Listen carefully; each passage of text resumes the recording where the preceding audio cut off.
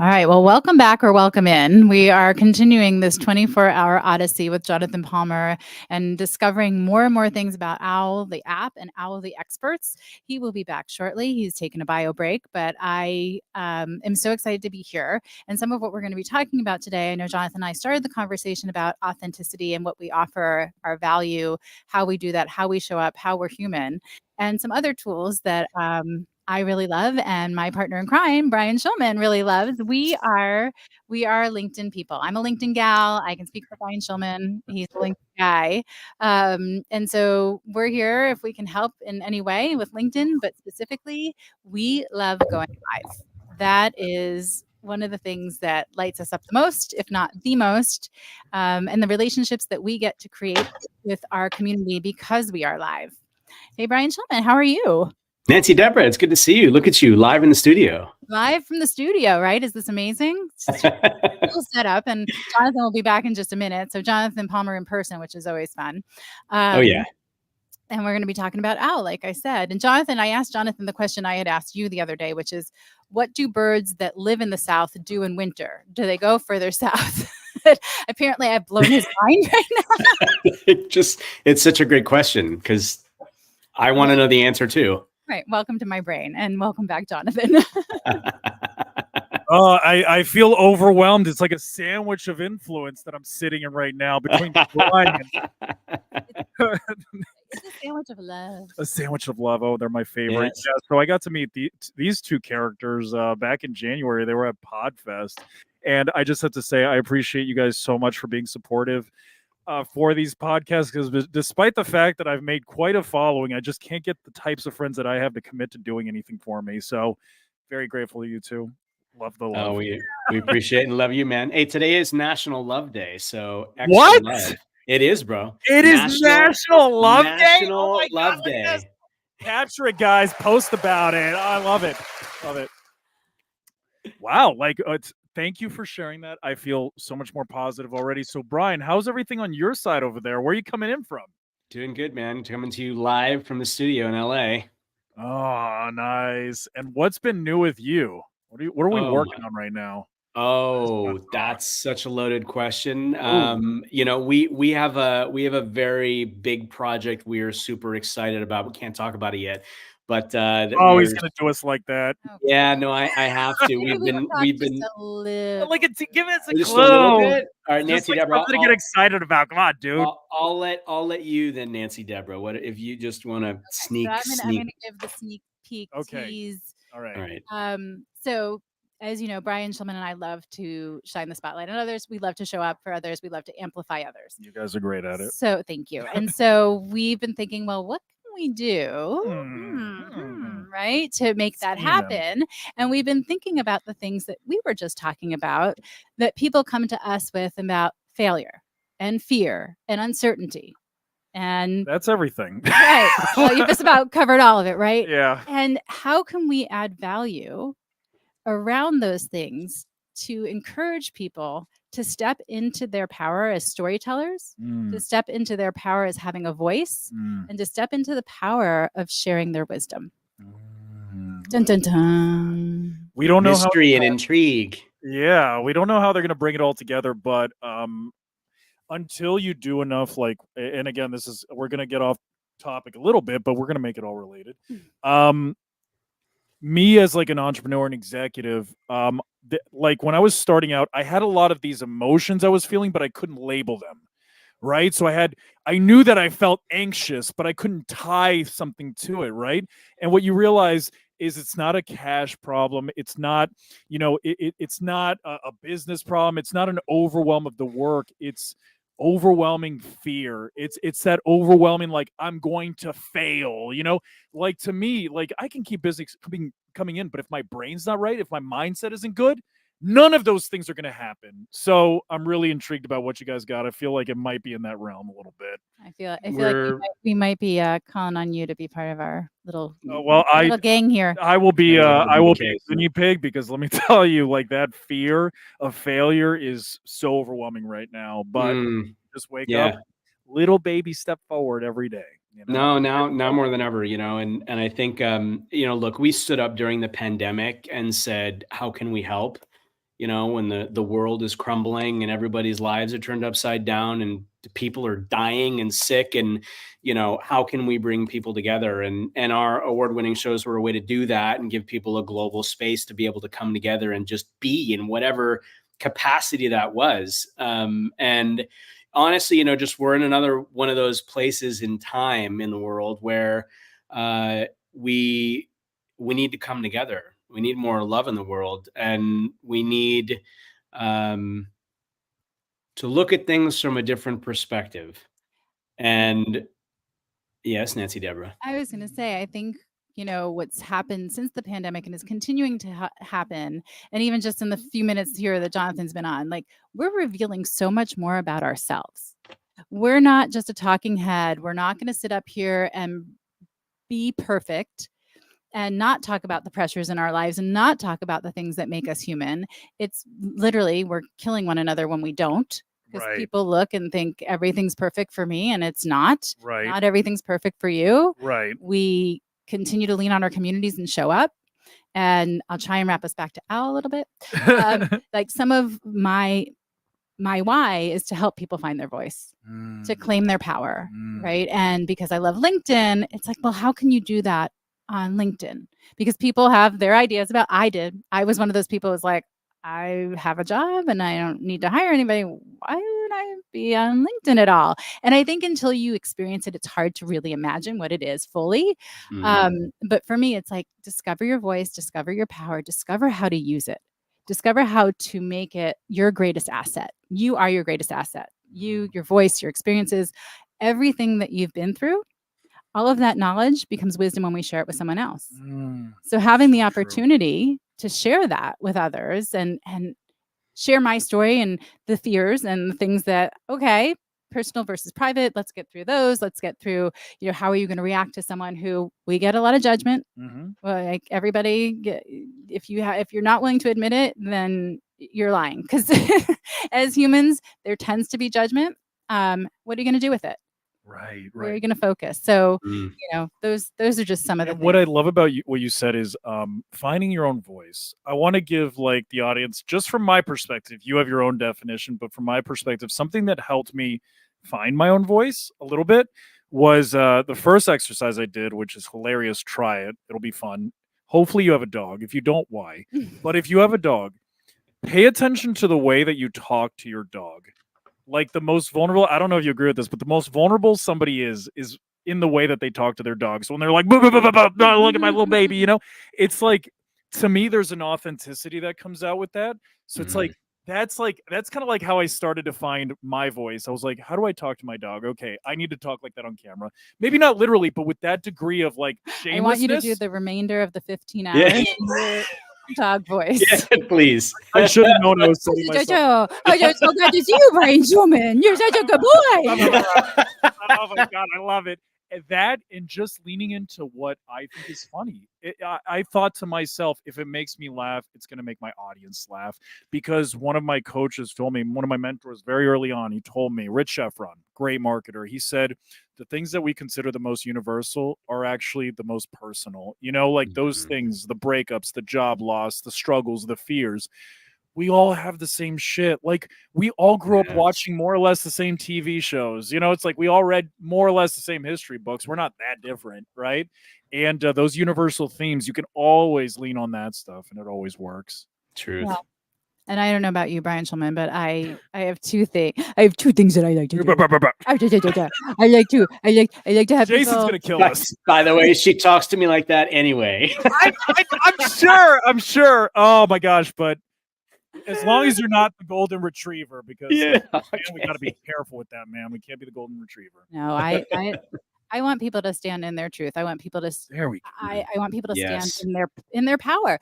I have said, and I'm divorced, and I remember saying to my ex-husband, if it's important to you, fight with me about it.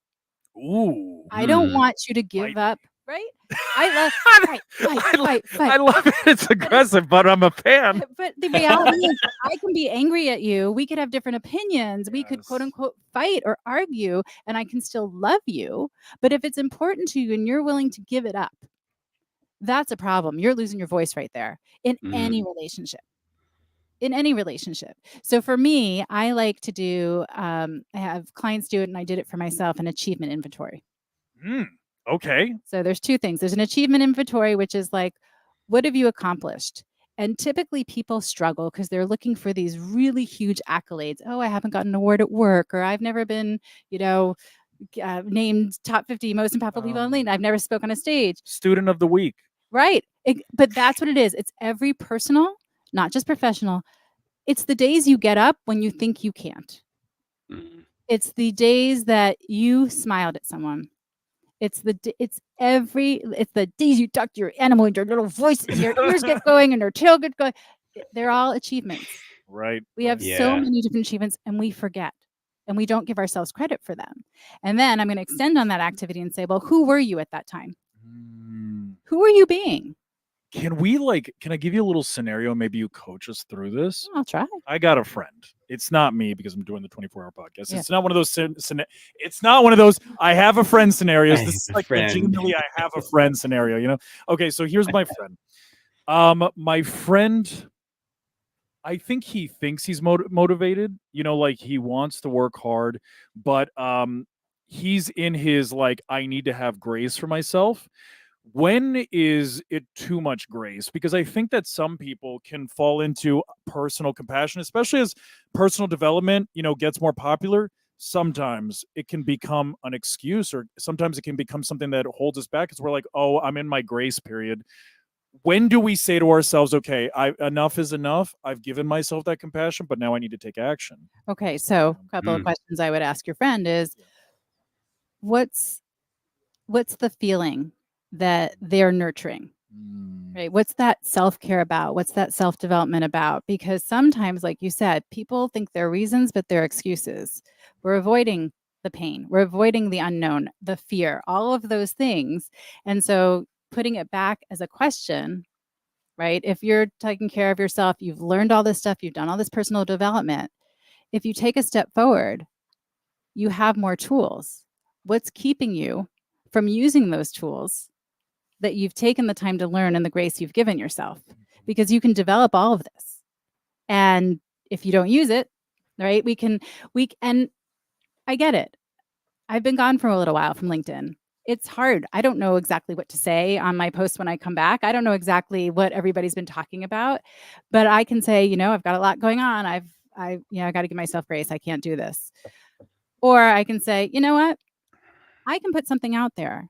And my obligation to it. What's your obligation to it? Like, am I answering it for him? Yeah. So if he does something and takes the step, what's his obligation to it? Like completing the task or the project or whatever the thing is that's in front of him. Right. I suppose it'd be that. Yeah. So it'd be that. Yeah. So then you have to also ask yourself, are you a manifestor or a generator? And do you need to collaborate? Ooh, now we got deep. There's a lot of other things. We just got into human design. Yeah. Exactly. It's just down the rabbit hole. Well, there we go. I'm going to cut to some, hopefully that's useful. By the way, I love human design. Manifestor, pure manifestor. Oh gosh, you? I'm generator. Ooh. I need to collaborate. I need to collaborate with manifestors. I come up with great ideas. I have trouble making them happen. And again, if you're looking at my stuff, you're like, oh, she does it. Like she did her trick. Oh my gosh. I had great ideas that are still sitting on a shelf waiting to be born. But I also had help getting those things going. Right. So what's your style? Do you need to collaborate? Might you be hiding something in self-care? Hiding from something in your self-care? What? What do you mean hiding? What? What do you mean? Like hiding something in your self-care? Jonathan just had an explosion. Self-care to me is just like, I'm going to go get a massage. That's me doing self-care. What could I be hiding in my self-care? So for me, I like to read a book. Okay. Get lost in a fantasy world. Maybe take to my bed and relax. All of that is great self-care, but it's also keeping me from doing some other things. I'm avoiding, I have a tendency to run depressed. I'm avoiding feeling the feelings. I'm avoiding, it typically comes back to a fear of some sort. But what is my self-care? Is it avoidance or is it really truly self-care? Because self-care that is quote unquote overdone becomes detrimental.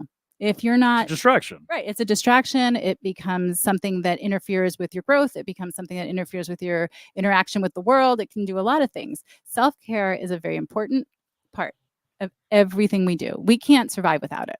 Right. But sometimes we have to ask ourselves the hard questions and be honest with ourselves about what's going on with the self-care. I can say, I'm just so tired today. I'm going to let myself relax. And I can do it again tomorrow. And I can do it again tomorrow. And when things start piling up and I'm feeling stressed, guess what? It's no longer self-care.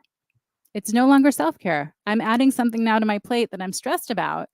And the time I was taking, which was supposed to allow me to feel relaxed and refreshed, has now turned into a vicious cycle. Mm-hmm, mm-hmm. There will be no charge for this therapy session. You guys are so gracious. And I think that all of us can relate with that, because like I am just being introduced to the self-care world, because I always thought, because like I grew up in the 90s and I was like, there's all these macho guys, and then I picture like being in like some salon where they're like playing like calm music and there's a guy with big muscles that's massaging me, and I'm like, what am I doing here? I'm like, I don't like how big your hands are. And then I just feel awkward. It's like, that is how I have perceived self-care until, I broke my legs and all of a sudden we needed some real self-care, but it's awkward for so many people, especially I feel like the type A personalities, to slow down and give yourself that grace. So can we talk, like, Brian, from your perspective, like how can men start to get introduced to the idea of self-care? Because I don't know about you, Brian, I really didn't understand what that even meant. Right. Yeah, it's such a good point. I mean, and I have to say, like you, I had gone and would travel a lot. I'd get massages because it was a great way to kind of release. But like, other than that, really, I mean, I think men specifically, it kind of goes to that whole, men aren't supposed to cry. Men aren't supposed to feel. They're supposed to be the masculine. They're supposed, right. And Nancy, Debra shaking her head. And I agree with that. But I think about when we grew up or what we learned, what we have to unlearn, is that's a farce, right? That's a farce. It's I was going to say 2 words: limiting beliefs. Go for it, yes. Brian Schulman. Keep going, because you're talking now. We're going on about vulnerability. It's exactly. Good. No, it's exactly it. And the three of us had this conversation at Podfest. We were sitting together off the side and talking about the importance of being vulnerable and the power and strength in that. And, I have gotten very vulnerable on LinkedIn, sharing stories of my journey of divorce and depression and burnout and all of that. And because I felt like I was called to share it, not for me, because I was my own terrifying disbeliefs, all those things, limiting beliefs, that, putting this out there. And then I said, no, as always, it's not about me. This is about letting someone else know out there that they're not alone. That one person that's out there going, I'm depressed. I have limiting beliefs. I have fear of failure, fear of the unknown, fear of self, fear of success, fear of everything. Right.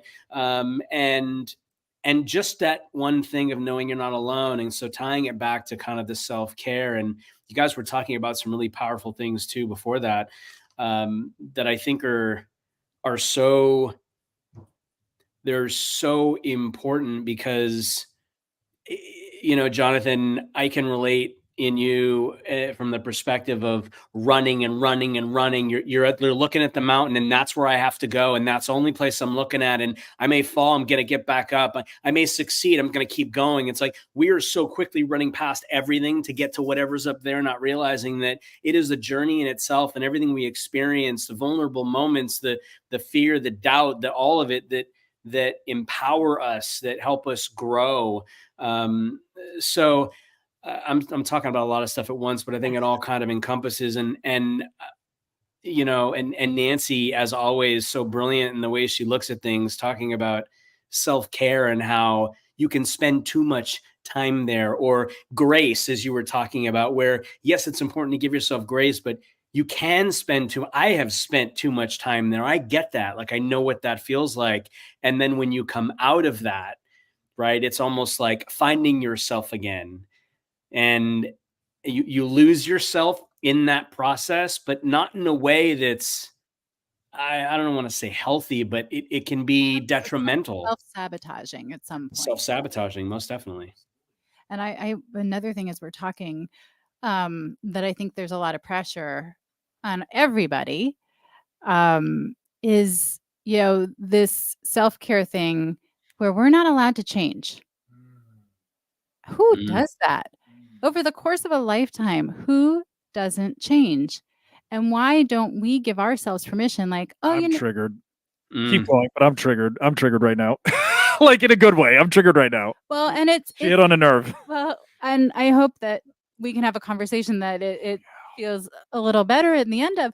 But, we go out there as creators. You go out there as a thought leader. You go out there as an expert. And there's this expectation from everything that you don't age, that I don't look any older at 51 than I did at 41 or 31, to our messages can't change, to our branding has to stay the same. Now, there's consistency, which is great, but there's also the ebb and flow that I think we owe it to everyone else to honor and show. I'm not the same. I'm not the same woman who came onto LinkedIn in 2020. Right. It doesn't mean my core values have changed. Right. It doesn't mean but I'm not the same woman. I don't look at things the same way. I don't approach things the same way. So the reason why I got triggered is I had a partner. Y'all may know them, but I had a partner, and one of the comments that I received is, "You don't know yourself. You don't know who you are." And what I've learned over the past 2 years is none of us do, because we're constantly changing and evolving. So when you have a partner or somebody in your life that says, "You're changing, you're constantly changing, you're changing too much, you don't know who you're always moving," so is the world. It's like, it's a reflection. The universe is a reflection of the individual, and an individual is a reflection of the world.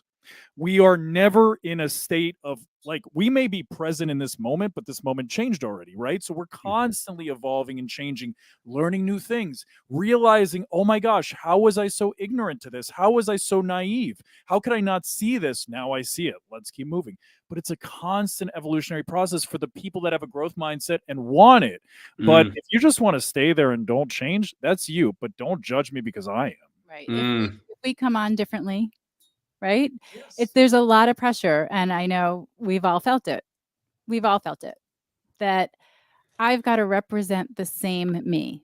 I'm always going to represent the same me, but that me is going to change over time. And I can be completely honest and say, I think I know who I am right now, but the universe likes to come around and say, sit down before I knock you down.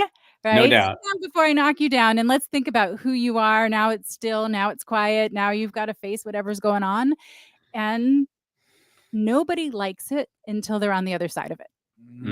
True. Constantly changing. And I'm going to say this, and this is going to trigger Jonathan, but if he wanted to cut his hair off, shave his head, which he's not, don't worry, friends. I just got a transplant. I want to enjoy it. But if you chose to not have the Jonathan locks, right, it doesn't change who you are. And we've got to give ourselves permission to show up as that person, who we are in the present. Hey, there's a question in the comments I want to throw at you guys. Thanks for paying attention to that. Yeah, you're welcome. No worries, brother. So Michelle Ramos is in the house, and she said, Lisa Marie, you're the best. Thank you so much for being here, Lisa Marie. Thank you. Sorry, cheap plug. Yes. No. We so appreciate all of you. You guys are incredible. So she says, what advice would you have when the vulnerability is weaponized against you, creating major trust issues?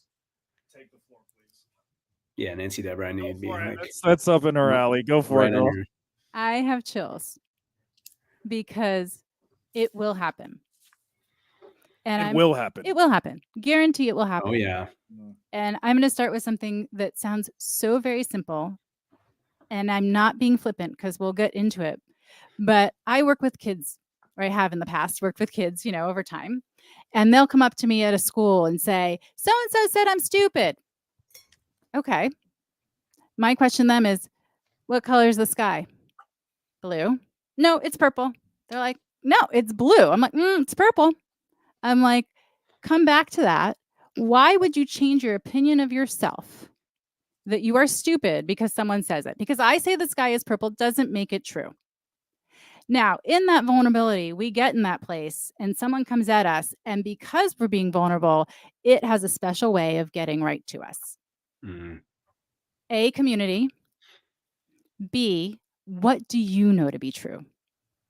What do you know to be true? Who are you? And so someone wants to come along and weaponize it and use it against you. First of all, I'm going to say narcissist. But that person is not smarter than everyone you know. And I feel very confident in saying that you have people that love you. You have people that seek out your company, your counsel, that look to you for all sorts of things. And one person deciding to take advantage of your vulnerability, don't give them the power. Sounds so easy, which is why you work through it, right? You work with a coach or a therapist or even just your friends, and you talk about like, gosh, what did this hit? This really hit me. It stopped me in my tracks. I had the first time when I started the Radiating Real movement, I posted a picture of myself. And the Radiating Real movement was all about like, just take a photo of yourself. It started like first thing in the morning when you're most vulnerable, and post it and talk about how hard it was to do that or what came up as you did it. And I hesitated because I was worried about what people would say. And so I did my first post, and somebody put in the comments. Wait. Tell them what the picture was. What was I waking? You were standing in front of the mirror, like in half pajamas, half something else, with your laundry bag. Yes, Radiating Real. And actually, I think, okay, hang on, two separate, because that's a different, yes, there was a reaction to that. I'm looking at Brian Schulman here, but I'm really talking to you guys. It was a picture of me in the morning when I woke up, and someone said, no one looks that good in the morning. Just admit it, you used a filter. I mean, that's like a great backhanded compliment. You know what I mean? It's like, I don't know what it was for you. Right. But, well, for me, it was jeopardizing this whole movement that I put out there. That's take off your mask and accept unconditional love and acceptance. Yeah, that's a great point. It's right? So it's a brand. It was me being me. And I actually put up another post that said, this was my greatest fear. And I'm glad it happened. Because... And that one did even better. Yes, always. Absolutely. Because I faced my biggest fear and I'm still standing. And I can go back and look at that post and all the people who appreciated what I was doing and felt like they could take a step in a different direction. And I have chills, like they could show up as who they were. And that for someone to accuse me of that jeopardized the whole movement. But having had the experience, I could help someone else when they were confronted by their greatest fear. There's always a lesson behind it, right? There's always a lesson. Now, one thing that I want to talk about really quickly, because I'm sure that you guys have seen more of this on LinkedIn as time has progressed, and I've experienced it myself, is selective authenticity. Now, I don't know how to feel about this. I'm just throwing this idea out there. But a lot of the people that I've met, it's like, it's just like you just notice it when you're on LinkedIn for a long time. People talk, they're like vulnerable about things that are a little bit safe or things that are very universal, but it's not true vulnerability. And I feel like, I can tell when there is an intent to generate engagement and when this person like you is just really opening up, because it's a scenario that literally just happened and you're sharing what happened in a scenario you just lived out. So what do you think of this whole like selective vulnerability movement? People are being vulnerable, but they're being strategic with their vulnerability. And I feel like that's almost just as bad as the AI content or all of that is people that are doing it, but with like a predatory mindset behind it. I see you. I see you guys. What do you guys think? You want to go, Brian, or you want me to go? Go ahead. Okay. So I have a couple of ways of looking at it. Yes. So the very generous side of me thinks that people are getting used to being vulnerable. And maybe they're being awkward, and maybe they're only using safe things because it's what they can do now. Thank you. That's a good point. But it is a good point. But I think there are people who are very smart and very good at what they do, who choose to use certain vulnerable moments to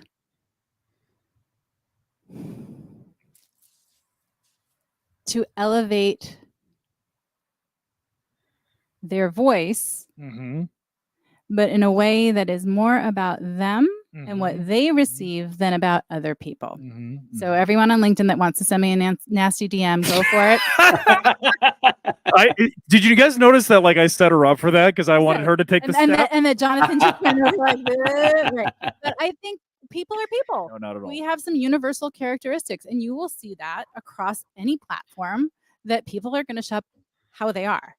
They might not be vulnerable per se, but they're being authentic and genuine. And like you said, people can feel it. 99.9% of the time, I truly believe people can discern Thank you. the difference. Thank So yeah, it's like just a weird thought that I've had in my head, and I don't know anybody that I could really like share it with openly that would understand it, but that's what it is. What do you think, Brian?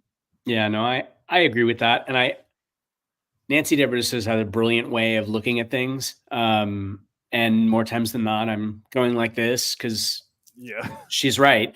Somebody mark the time.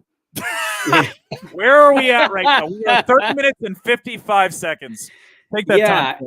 I mean, I think, look, and here we go. Michelle Ramos says, I'm always authentic. I'm becoming more guarded and selective of who I allow access to that. The vulnerability it takes, to disclose deep, intimate things that make them authentic isn't safe with every single person. Again, my own trust issues.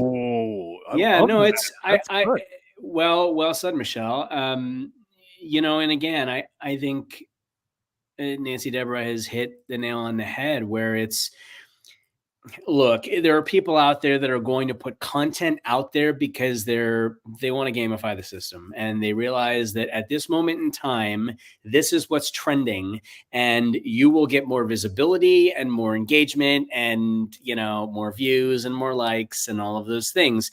At the end of the day,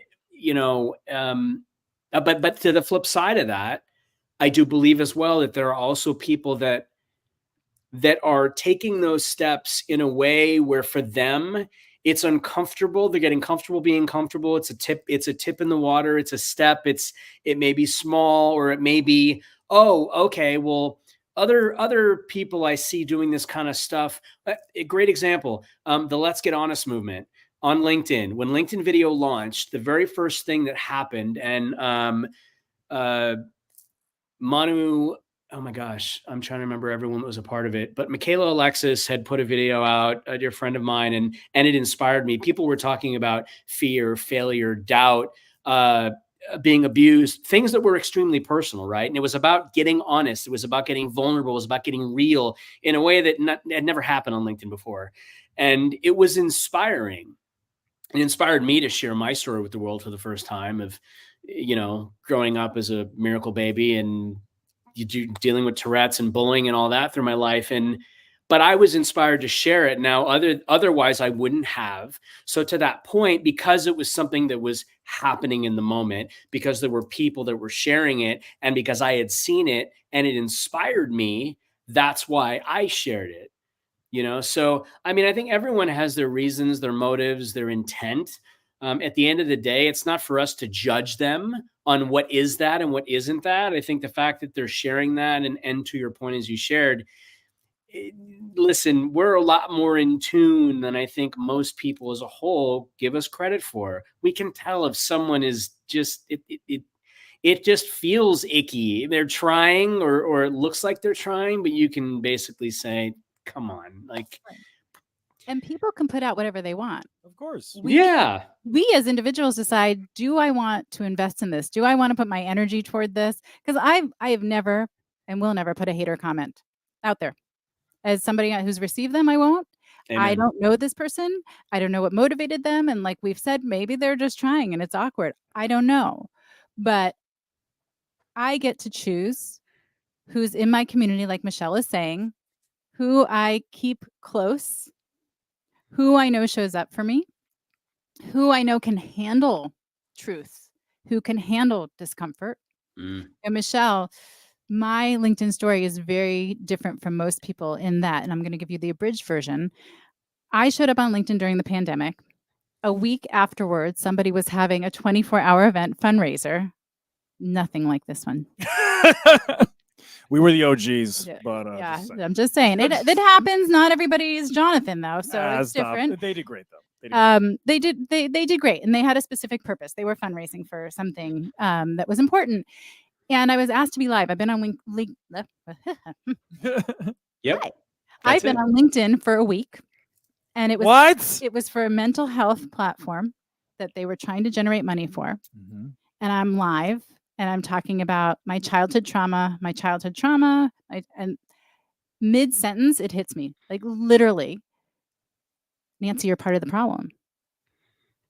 If you can't say the words, how do you expect anyone to talk about this? Wow. How do you expect other people to be comfortable? And without thought, and I can tell you this because I later called my family because I couldn't put it back in the box, but I still wanted to let them know it was out there. I shared my story of having been sexually abused by my grandfather till I was 16 years old. Wow. Hugely vulnerable. For most of my life, I thought that was private. And what I learned is it's deeply personal, but in sharing it, I had the power to help so many people. And again, if I can talk about it, then I can give others permission to talk about it. Mm-hmm. And thankfully, Michelle, I was met with which is why LinkedIn will always be my platform, with the most amazing support, cheerleading, people who had never talked about their experience contacting me, people who were just excited that anyone would be talking about it. And when I speak, I always ask people, and people can't get far enough, like, who thinks that speaking about sexual abuse on LinkedIn is appropriate? And people are like, whoa. That it is like the antithesis of like what would be considered proper on this platform. But I wanted to ask you a question about that, if you don't mind. Absolutely. Because I mean, like we've shared vulnerable things, you know, like on social media, and something that like that's deeply personal for you. I went through an experience myself, and what made the situation hard for me that LinkedIn helped me kind of like overcome a little bit is like I couldn't look eyes at the person that hurt me, right? And because I couldn't look eye to eye with the person, I couldn't express how much it hurt. I had nowhere for the energy to go. It was just like a wall. But then when I was able to share and express it, it had movement.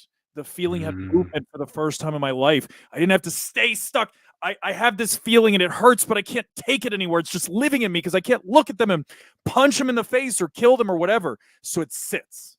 But then as soon as you have a platform to express it, and then people validate you and people make you feel like this wasn't your fault, this had nothing to do with you, you're blameless in this, I could finally start healing it. But if I didn't have that platform, I don't have the healing. And for me, I had talked about, and I'm sorry that you had that experience. It's okay. I'm not going to diminish it, but it's okay. Well, I mean, you're sound like you're more toward the other side of it than not. So some appreciation that you should not have had to experience it, but that you've dealt with it to come this far, because it's not easy to deal with it. And now I've forgotten what I was saying. Brian Schulman, what was I saying? It's happened a million times during the show. Hi. We're like No. over there. I don't know because you didn't start saying it. Oh, So no. You were saying about how sharing it. So yeah. I had talked about my abuse in close quarters to people I knew, but I always was there to see their reaction. I could always control the narrative.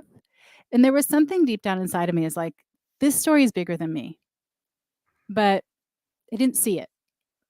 I couldn't quite figure it out, or how, even where to start with getting my story out there to help others, because not everybody comes through the way I came through. And also, like, do you also feel like when you share with like friends or family, it's almost like they don't even know how to like help you, or they don't even know how to accept what you're saying? But when you can talk to people that have been there before, then it's like you know exactly your language in this situation, right? And that was one of the reasons I shared it, because there are really hard conversations that go with the topic of sexual abuse. As a society, we have a hard time talking about sex, period. Now you want to talk about this, the whole other scenario. And I realized that by sharing my voice, I was giving voice for people who had not found theirs yet. Voice of the voiceless. Love yes, people could exhale. They weren't alone. They weren't the only one. They I talked about things, and this is not for now, but not for nothing, but things that people don't like to hear that make them very uncomfortable about the topic. And I challenged people to get comfortable being uncomfortable so that other people could do what I was doing. Because I'm 51, almost 52. Since I was 16 when this came out, not much has changed. The stats haven't gotten better. In fact, they've probably gotten worse. And we have something that's going on that if we talk about it, we take away, if somebody is going to try and hurt someone in that way, and as a society, we talk about it. I used to say to my brother all the time, you tell a babysitter, you tell the school person, you tell anyone who's with your kids, we talk to our children about this. Our expectation is if it comes up, that you will handle it lovingly and kindly, and that you will let us know. Because if there's someone who's thinking about doing it and they think that your child's going to tell, it's not going to happen. So to me, the need to talk about it was so great, because while it was terrifying for me and I was putting this big thing out there, I had a hard time continuing to live with the fact that if I could use my voice, somebody else may not experience what I experienced. That is like beyond deep. It's like I didn't know we were going in this direction, but Yeah. I knew who the guests were. Say, come on, it's me. I know. So I had an idea, but just so beautifully articulated. Brian, do you want to share a little bit about that? What are your feelings about it? Which part? Oh my gosh, like the part about like sharing. Oh man, look, I think it's one of the most important things we can do on LinkedIn. I've been on LinkedIn every day for the last 21 years come December. On any platform, okay, it's important. But my point is that, we as humans, we want to connect with one another and on a level that is deeper than, what's happening on the surface. We want to connect here, especially after the years that we've experienced together. And I can tell you, well, one, I can't describe how incredibly proud of Nancy Debra I am for being brave and courageous and sharing her story with the world for the first time. But it's bigger than me. It's for everyone that shares their story. Nancy Debra, okay, what am I going to tell you? What am I going to tell you to say? Thank you. You're welcome. Thank you. Yes, say thank you. Don't take. Just accept that. We all struggle with it. It's like I have to do the same thing. I'm like, no, 1,000,000%. I'm saying a bunch of nice things to me. I feel weird. No, it's true. It's true. It's true. I deal with the same things. Uh-oh. We have a winner? What happened? We're gonna have a lot of winners. We're doing a lot of giveaways. I like this. This is what 3 a.m. is. Jonathan taking a nap or going to the bathroom? What's happening right now? We're giving our neck a break. These headphones are heavy. They don't work very well with glasses, I will say. Look, vulnerability is it's so important. It's so important. Going through my divorce and sharing my journey was terrifying for me. But as Nancy Debra said, it wasn't about me. It wasn't about her. It was about sharing that experience so that others who were experiencing the same and or had experienced that knew that they weren't alone, that they could connect. The amount of messages that I received from people that were, going through almost identical scenarios was crazy. And just hearing that made me feel more connected to them. We had incredible conversations where we could talk about that. We could support one another, comfort one another, talk freely about those things. Again, the human connection is something that we all crave. And it's the experience that we have together. That's why community is so incredibly powerful, Oh, it's a clap. Okay. I thought someone was dragging something on the floor or something. Yeah, it's so incredibly important, because I always say incredible things happen when we come together and when we bring people together, when we allow ourselves to share in those vulnerable ways. I see Nancy Debra, she's got a thought. Share in those, she's like, I'm going to grab this until I stop talking. Share in those vulnerable ways. There's power in that. And there's power in that as an individual. There's power in that as an echo to everyone else. And then the boomerang effect that takes place, because it becomes this beautiful ripple effect of vulnerability, of getting comfortable being uncomfortable, of giving ourselves permission to do so in a way that is, it's beautiful, and it's scary, and it's hard, but that is where the beauty lies. That is where the growth lies. That is where we bloom from the caterpillar to the butterfly, and that's never an easy process. No. And I say that from experience. I know Nancy Debra does too. But again, there is beauty in, like, I don't know what I would have done if I didn't have Nancy Debra with me through my divorce process. Like, I literally don't know. To be able to have someone to communicate with, to release on, to just be, right? And I think that's the beauty, is when you have a community, when you create a community, the Positive Vibe Tribe. Bye. Just pause and then you'll keep going, because speaking of community and connection, I'm going to encourage you guys to call in through Owwll. Yes, you can do that. ask us questions. Hopefully, we answered some of the ones in the comments. Hi, Peter Clark. I see you there. And I think Michelle may have made some more comments. We'll try and catch up on those. But we want to invite you to call in through Owwll and ask more questions and pick our brains. We've been talking about a lot of stuff here, but I sort of said it at the beginning. One of the things that Brian Schulman and I love helping others with is going live on LinkedIn, because you can have this kind of real-time interaction. You can get the connection. You can build the community. Vulnerability, when we share it together, people like to talk about, safe space. I like to talk about brave space, because when we share vulnerability together, it's not just one person who needs us to support them because they're getting vulnerable. It's about us all being brave together and supporting one another, because we're all going to get vulnerable. So now Jonathan's walked away, and I'm waiting, because if you're going to call for Jonathan, then you're like Vanna White right now. Yes. And I will say hey, Aaron Gibson, I will say that you've got 3 people who have had some practice at being vulnerable.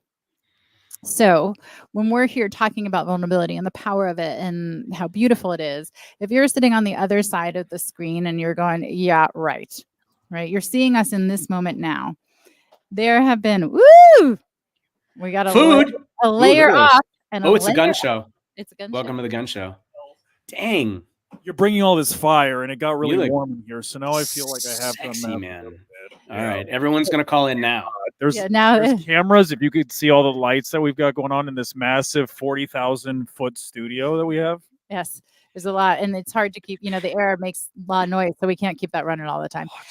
Yeah. So yes, please call in, ask questions, and for those of you who are thinking about this conversation about 3 people who have been vulnerable before and quote unquote make it look easy, go back. So Nancy, we're not all you, and we're not Brian.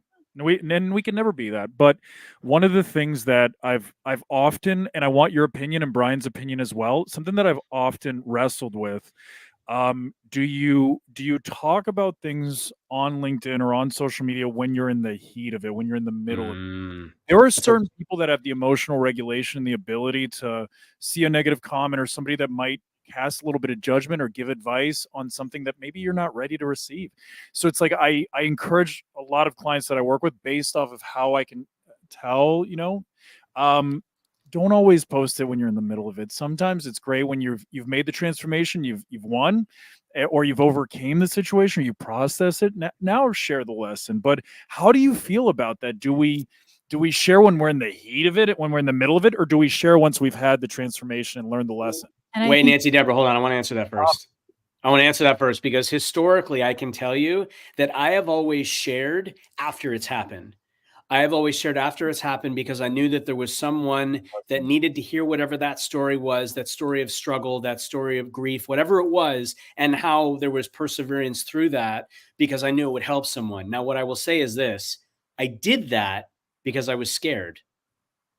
I did it because I was scared to share it, going through it in the process. Buddy, can you jump in with us? We're talking about vulnerability on social media.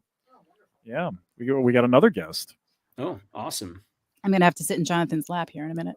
Brian, sorry, but what you were talking about is very relevant to him as well. So yeah, go ahead. No, it's great. It's great. So yeah, so hey, good to have you with us. So I was just saying that historically, I have shared my moments of struggle, of whatever it may be, that the vulnerability, okay, after it's happened, because I knew there was someone that needed to hear that story. It was important to share it because I came out the other side of it, but I grew through the struggle, and I knew that that would help someone else who was struggling in silence and didn't think they could get through it. So that was my why, right? I knew it could help and inspire someone. And the reason I did it after, as I was saying, was because I was terrified to share it while I was going through it. Now, my dear friend Quentin Allums, Q, who I Q, my LinkedIn son, like, you know, Q is the example of bravery, courage, vulnerability, strength, and literally sharing it as it's happening in the moment, in whatever that is, real, raw, and it's just Q. And I have always admired him. Yeah, please. After you. I have to. Q, and like Nancy can see, I got goosebumps. Telling you, that guy does not get nearly enough credit on this platform. Most of us have a career because of Q. Because what you don't see is Q was the one that taught Shay Rowbottom how to do social media. Shay Rowbottom taught dozens of us how to do it. So you don't realize, like, Q's my boy. Like, that guy walks so the rest of us could run. Us OG creators, when LinkedIn Video launched, as I say, we looked at a mountain that we couldn't get over. So we plowed through it, and we paved, and we waited for it to dry, and we started to walk over it, and we said, come on. And slowly but surely, people got brave and courageous to be able to do the same. And it's not an easy thing to do. Beautiful. It is not easy at all. And Q is like, I have such a special place. He's family. I have such a special place in my heart for him because, you know, so I bring up Q because of the question that was posed, which was Robert Murray. Hey, everybody. I bring up the question because I think there's no right answer to this. Okay. It's not, if you do it one way, it's the right way or the wrong way. It's your way. And both. Yes. Sorry to cut you off, but it's what I do. Yeah, I know. Whether you're sharing during the storm or after things have settled, your sharing is what's valuable. Yes.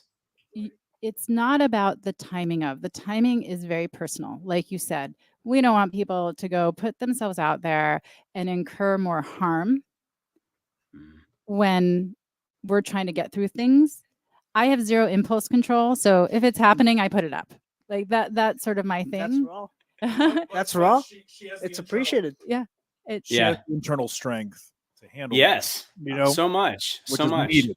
It's needed. Yeah. So John actually pushed me out of my Mr. Palmer hair, pushed me out of my comfort zone yesterday. I'm getting into digital marketing. I'm pretty well known around Florida in my circle, in my niche.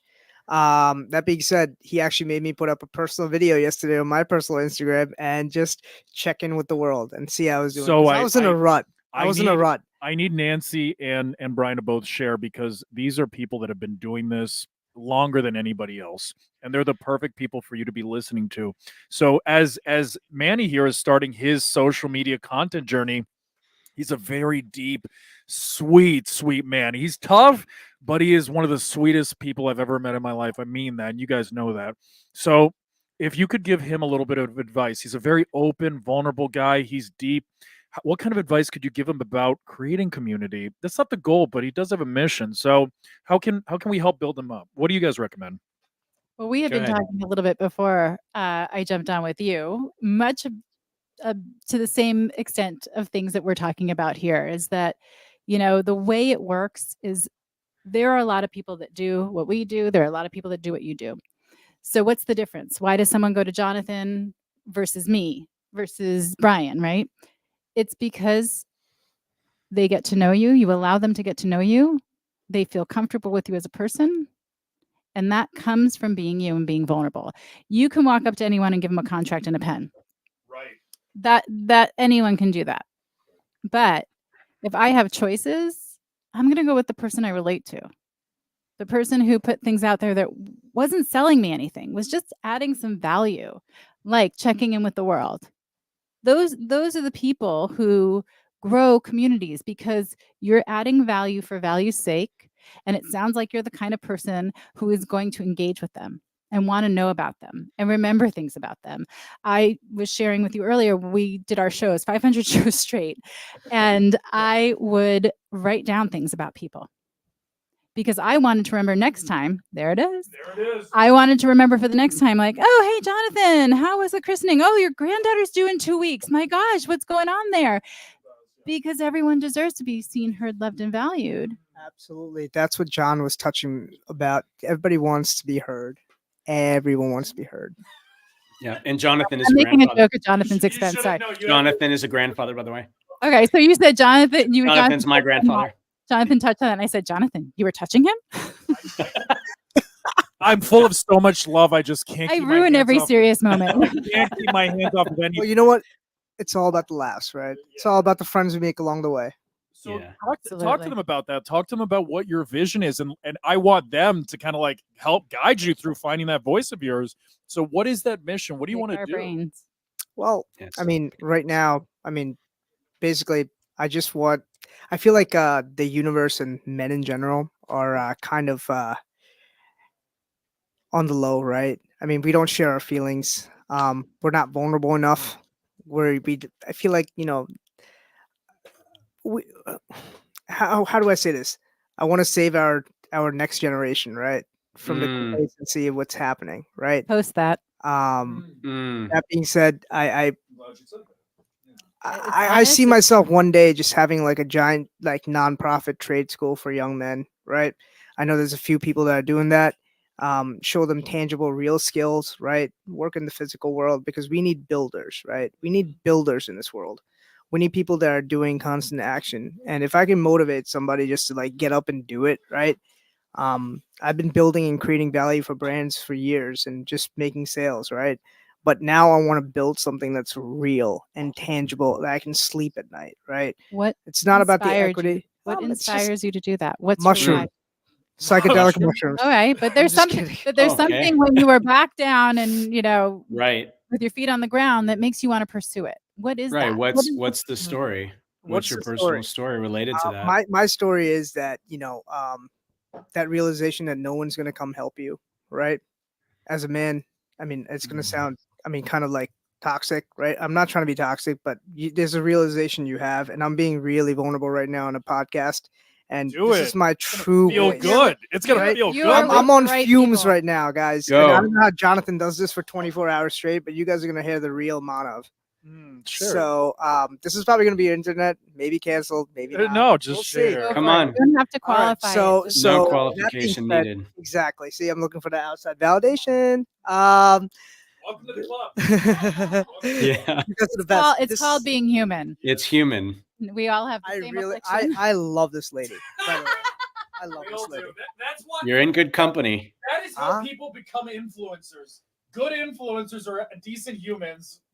That's just the game, dude. Congratulations. You No, won. thank you. That's a huge compliment to me. Thank you. Oh, I can feel your energy. Trust me, mushrooms do something to you. Oh, boy. Just kidding. So, Let's just go come back tonight for the mushroom journey. No, I'm just kidding, guys. So no, one day I had a realization that, like, obviously, like as a man, no one's coming to save you, right? And I just see so many lost souls, and you can just. I'm an empath. I think I can read the room. That's my superpower, if you will. I can feel people's energy. I try to synchronize with people and just find people with similar wavelengths. That's why me and Jonathan connected.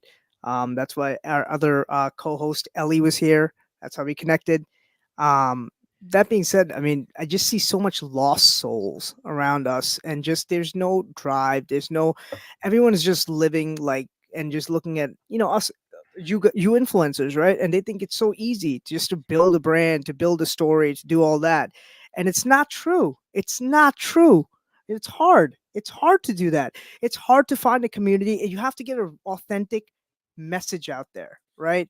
And I see that all around me, and I just want people to see that. I mean, especially men, that there is paths out there, and I just see overall negativity all around us. Maybe it's the economic conditions. Maybe we're going through it. Maybe it's the endless doom scrolling that we have with the algorithm, right? I mean, so much of this is just fed to us. So I just cut myself off from a lot of news, a lot of current events, and again, there's this drive in me where I just want to see other men uplifted and just create a positive community in the US. What happened to patriotism? What happened to build America, right? I'm sorry if I sound like this, but what happened to building I'm something? and sorry, just we being don't a Carnegie? apologize around here for being human. There. That's right. Thank you. How That's does right. that feel to hear that? We don't How does it apologize feel for to hear living that? life and being human. And can we count the number of posts that just came out of this man's mouth? Yeah, He seriously. needs to hear that. He needs to hear that. I don't again know how to post, and guys. again. Hey, If somebody we're gonna can learn. guide me how to post and just get my message out there, yeah. You're Over, sitting out right there, you're sitting right over. next to her. Yeah. no. all If of you guys us. can get my message out there, men are hurting, man. I'm telling I you, wanna- there are men. I'm sorry. I'm just gonna go on a tangent and just hear me out. Let it I out. promise you, this Let is it not out. going to be. Move it. This move is it. not Voice your gonna be vibe, a brother. waste of your Voice your time. vibe, brother. I go up and down. I live in Orlando now. I've lived in 3 states in the last 6 years, from the pandemic, before the pandemic, and after the pandemic.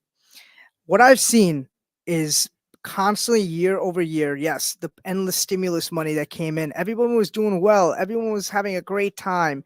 Now you just see people are demotivated. Everybody's like, oh, blah, 100 blah. calls, guys. Come on. Make it 101. Oh, here we go. Do we have a caller? We made it. Not yet. We Not don't have a yet. caller? No. Manny, No, this yeah. is you right now. You got You the mic, my You friend. time. Okay, so like I said, I mean, I just see people at 11 o'clock in the afternoon doing nothing. Right? I'm out. I'm a cold call for a living. Okay, guys, I literally go to businesses and I walk in there and sell and manufacture product, but it's really they're buying from Manny. They're not buying the manufacturer. They're buying from me. The value I create, the value and the relationship, the tangible. Hey, Manny's the go-to guy. He will answer. He will get you your stuff. He will solve problems, because what I do is kitchens. And trust me, somebody spent $40,000 on cabinets, and I know you guys have done your own kitchen remodels, high-end ones, right? Jonathan and I were talking about it. Jonathan is yes. You don't understand. I owned One them. cabinet is missing. And again, that kitchen is not complete. That granite top does not come out. Your quartz top does not come out. It's the end of the world because your kitchen is ripped out. It's the heart of the home. Please. I Please. just want to know, Jonathan, Brian, I don't guidance, sure. But I think you are totally selling yourself short on not knowing what to post, not knowing what people need It's the to fear hear. of the unknown. I don't know. Well, there I- you go. Yeah, we know. were talking I'm- about We were that. talking about I the am fear of the at the unknown. fear of the unknown. I am Yes. vulnerable right now. I could be fired from my job. Well, I don't Tell me. I think you need to 1099. set up a call with Brian. But yes, Yeah, maybe set up a maybe call. And I this think- makes viral, right? And they see, oh my God, this guy is literally checked out. But I'm not checked out. I'm just trying to create something that's You're of thinking- value. You're thinking big. I, And I, there's no that's reason why to I'm surrounding apologize. myself with you guys, And right? Think let's- bigger, act bigger. You have a voice and a story. You are inspired, empowered to share it. Your tribe is out there waiting for you. All you have to do is show up. You're overthinking. so You're literally overthinking it. Oh, good. He's good. You're overthinking it. And I say that with love because I do it all the time and I have done it many times over. And what I will tell you is if it feels right, do it. If it hits you right here and you're like, that, I need to put that out there. And by the way, bothers me. I know it, but Passion. here's the thing, bothers me. Passion. that's what you should post about. This Can I bothers throw- me. I'm Whoa. uncomfortable. Thank Like, you, how, Brian. how I've not been relatable is posting that? because I've been, whatever you've been worried about.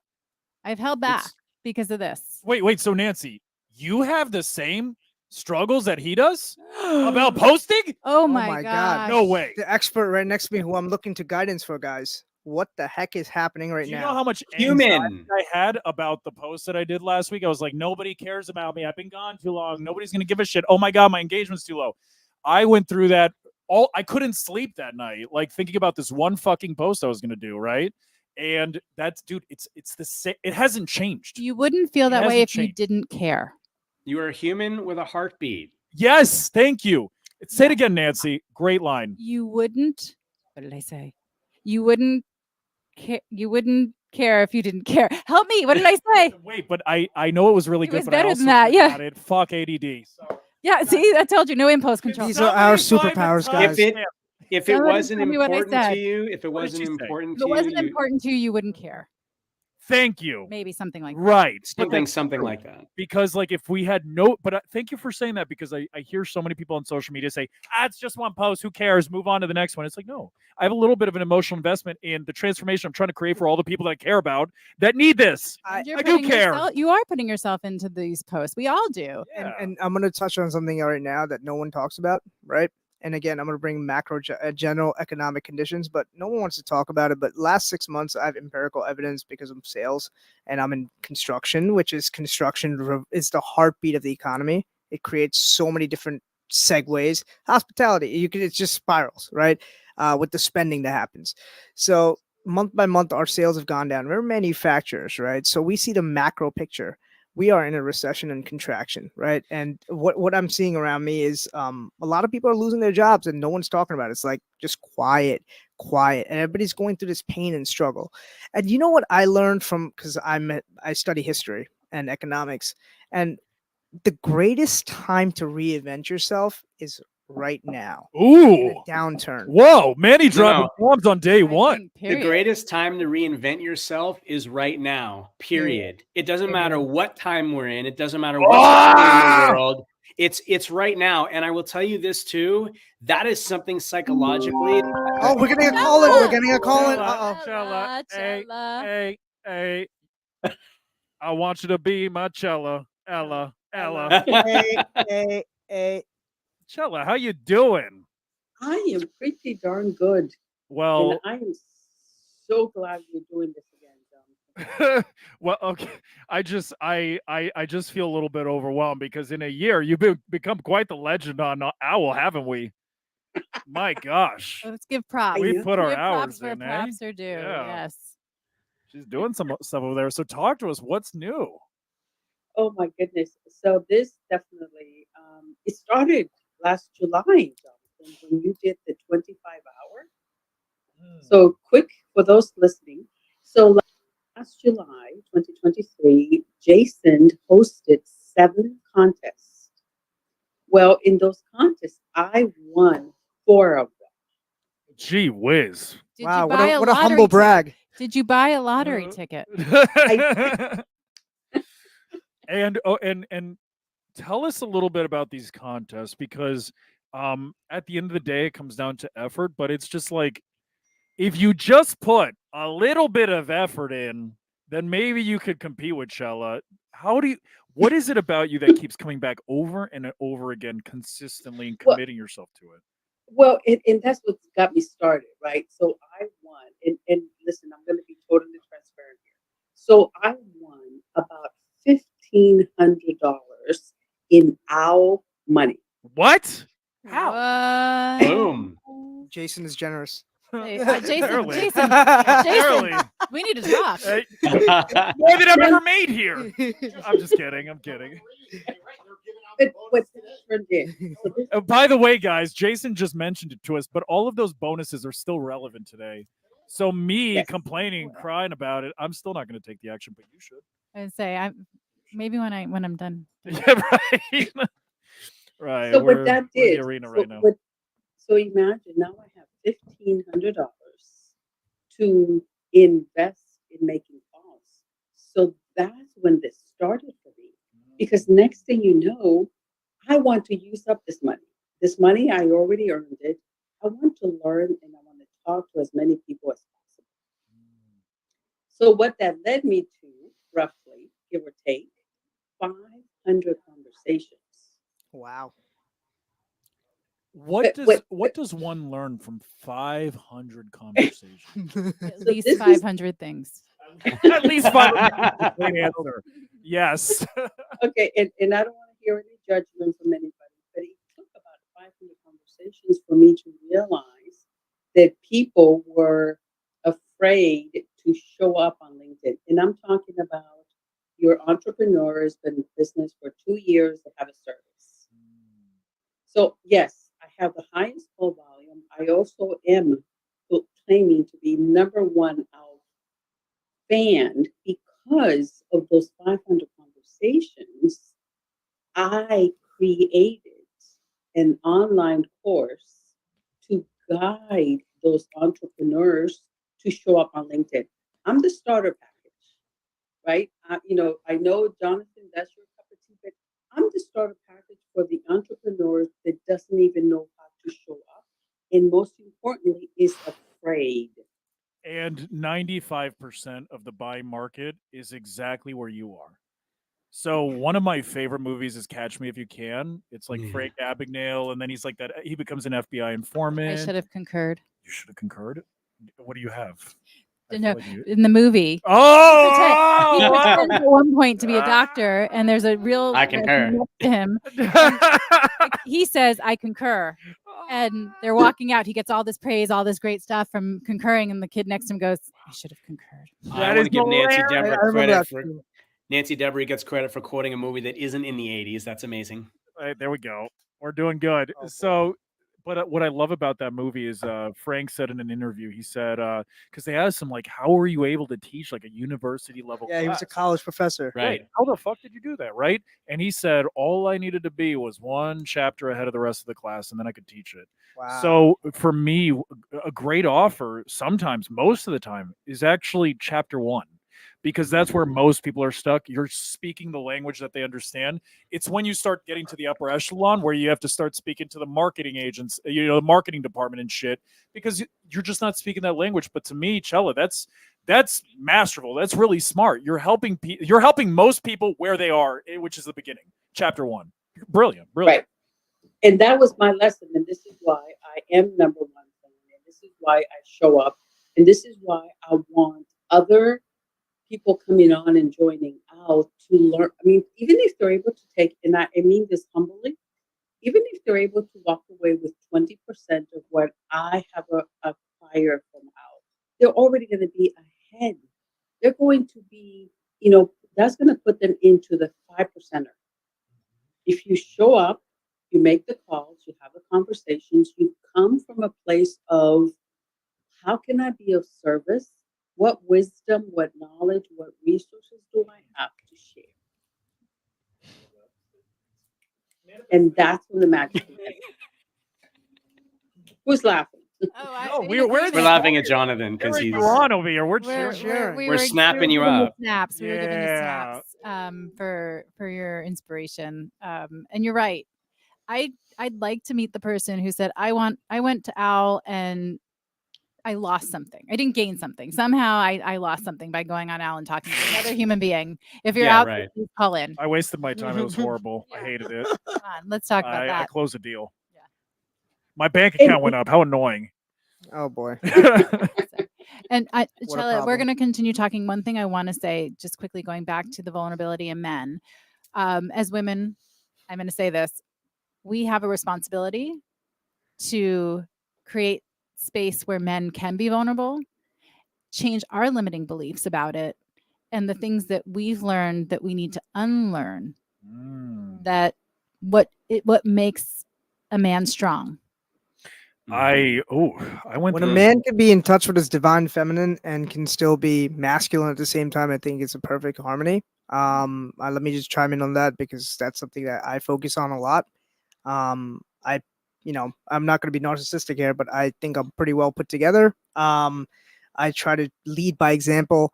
My company on the side is called Noble, shameless plug. I try to be a noble man, and at the same time, I'm no bullshit. You might not like my answer, but I'll give it to you. At least I'm forthright, upfront. And the one thing in sales is what they say is set expectations accordingly. Oh, tell me about I it. will set the expectations accordingly. I'm not perfect. I mean, no one's perfect. That's God, right? But I do give myself enough grace. You know, I'll fuck up. I mean, but at the same time, at least, you know, hold yourself accountable, which not many people do these days. So that's one of my core tenets too of Noble, to hold yourself goddamn accountable these days, because a lot of people skirt that responsibility and just point to the next person. Right. And I think Um, that there's a word that I use a lot more now than I used before. Instead of using the words like love, I'm like, especially when it comes to relationships, partnerships, there's a better word than love to me. And that- Tolerate. committed. Oh, Commitment. I went with tolerate. Tolerate. Nancy, when you've been married long enough, huh? Nancy Debra tells me all the time, I tolerate you very much. I Right. tolerate you very much. But what I've found is that when it comes to like great partnerships, friendships, like it's not about love, it's about commitment. Because to me, it's like you're not always going to love that person. I'm not always going to show love. I'm not always going to want to express love. I'm not always going to love what I do. I'm not always going to love my partner. But if I'm committed to what I'm doing, if I'm committed to my partner, if I'm committed to my mission, there's no feelings tied to it. I'm doing this because I chose to do it today. And that's the only thing that matters. So how do you guys feel about that? I love vulnerability, authenticity. Those are all great things, but I think the world is measured through commitment. What I'm committed to, what I actually do. And it's okay, guys. It's okay to speak up. I promise you, no one is judging. Yeah, and I think, you know, love is a very complicated thing. I might also be projecting because I got my heart broken not that long ago, but I love you, Jonathan. And I love you for sharing We what your love experience John. is and where you've come and the things that you've discovered. And I think that commitment is a big part of any relationship, just not just romantic. We are not going to like the person all the time. Can you Let's be honest. tolerate them? You tolerate them very much. But, you know, there's a piece that says of us, I choose, like you said, choose to be with this person. Overall, this person, XYZ, whatever it is for you, is why I keep coming back, which is why I'm going to put the effort into this. This is why, you know, I'm willing to grow, which is why I'm willing to look at myself and what's going on here. I'm going to add the speech language pathologist side of me is going to add communication. yes. I'm going to add Yes, communication. Yes. I want to circle back to something because we started this conversation around vulnerability What about squaring? and swearing. Squaring. Oval back? Swearing. You want oval back? He wants to roll back. I'm like, what are you saying? Now I get it. It's great. Michelle Ramos said we must recover loudly to others so others don't suffer silently. I think that's really powerful. I could see that on a t-shirt. Nice. And I hope you're posting about that, Michelle, because that is powerful and people need to hear it. Do you do that a It's- lot too, Nancy? You're just like, this needs to be a post. I'm just like, I'm talking to my grandmother. This should be a post. Like everybody, you should make a video about that. I do. And for a very long time, every morning when I left the house or even sitting in the parking lot at work, I would make a video because something would come to me on the way to work, thinking about my morning, thinking about what was coming up in my day and going like, you know what? chick tips. Chick Chick tips. tips. Yes, I would do chick tips. By the way, we kind of cut Brian off. I didn't forget you, Brian. It's all right. You're okay. Go ahead. She does it all the time. That's what she does. I know. I love her. See, I forgot. Oh, so it's just things that are going through my head, like the birds going south, right? I don't know if I was feeling something about that morning. I've posted chick tips about cleaning out my closet. Like it's just whatever was on my mind that morning. Crap, I had the hardest time getting dressed this morning. This bullshit's got to stop. You know what I'm gonna do? You know how you could do this? What if you turn all your hangers backwards in your closet, and then when you wear it, you turn it and put it back the other way, and at the end of a season, you know what you wore? What a change in lens, guys. But Right? what I'm saying is if it occurs to me, if I'm thinking about it, like I said, I'm not the smartest person in the room. Jonathan's like, He's like, but you need to come clean out my closet. Well, seriously though. like I don't know if you guys have noticed, but I have only one outfit. It's You a have black suit. yes. And you wear it. and Everywhere, all 12 the tank time. tops. Do you know why? It's because in my closet, I couldn't find a strategic way to know what I wore and what I didn't wear. This whole time I've been sticking to one outfit because I had that same exact problem. But she just gave me a solution. So yeah, I'm going to be a little spacey for a second because my mind was just blown. I'm sorry, I'm Brian. telling you. Or I'm he's telling. Steve Jobs. My mind was blown the first time she said it too. That's what I was saying. I could see in Hey, your You head. can wear a white T-shirt now. You can see. I've liberated Jonathan Palmer. Zuckerberg wears the same outfit too. Yeah, I was just Yeah, saying, yeah, what right. you could do is you could put the Man. outfits on the hanger so it's all together. When you grab it, it's just one thing you take out. It's like That's right, animals but- for adults. But again, I'm gonna bring us Holy back shit, because can you imagine packing? You How want to easy bring is us that? back? oh, crazy. Yes, I'm bringing us back. It's Manu, right? Yes. Okay, so Manu. Manu, yeah. So again, like vulnerability. So Peter Clark says, because there's a lot of great comments here. He says, Nancy and Brian, thank you for sharing your story with such courage and vulnerability. Your willingness to speak up not only sheds light on the pain you've endured, but also serves as a beacon of hope for others who may feel alone in their struggles. Much respect. Nancy talking about doing a video about her closet and hangers and that, relatable, right? Sharing your struggle, relatable. I don't know what to post, relatable. It's not always about selling. It's not, you have to understand the first and most important thing is that people to fall in love with you before they're going to listen to what you have to say.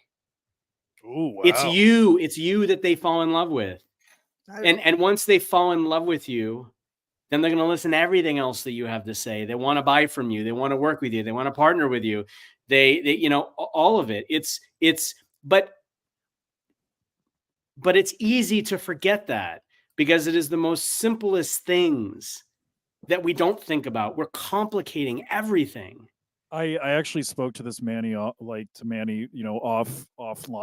and I was sharing that with him. I'm going to share something about him because I know he'll be okay with it. Like having moved so much, sometimes we struggle to find our tribe, our friends, people that align with us, that like spiritually, emotionally, energetically are on the same wavelength as we are. Positive mindsets, just like growth mindset, right? He's been looking for those people and he's struggled to find them. And I was like, dude, Being a sales mercenary is very Right. lonely, guys. but I hear you. then I found my people, like Luke Matthews, and you guys have all the proof. It's been years now. These guys, it's like when you find those people, you're like, oh, all of my life trajectory just goes like this. Because instead of choosing to be around people with limiting beliefs, choosing to be around people that haven't succeeded at what I want to succeed at, how can they be the people that judge or criticize or critique my journey? I need to be around people that think the way I do and have done what I want to do. And then if I could surround myself around those people, holy shit, I'm going to be better. I know it. There's evidence to support it. You should feel the Yeah. energy in this room. Do you feel the magic? I told you It's about so the magic. true. I told you about the magic. Can you sing? But I was going to sing that energy and that magic is the same thing you experience on LinkedIn, is what LinkedIn fam is.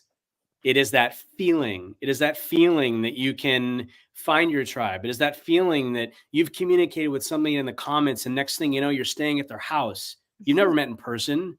They're opening up their home to you. That right? happened to Manny yesterday. We were just like, hey Manny, like I didn't invite myself over to Ellie's house, but it's just we're gonna manifest it. Watch, and then Ellie's like, hey, you guys should sleep over at my house. Right. And look But at it's how real. how it happened. It's real. And I'm saying that, Manny, because again, I look, I've been in sales my entire life, building and growing startups. Like I feel you. It is very lonely.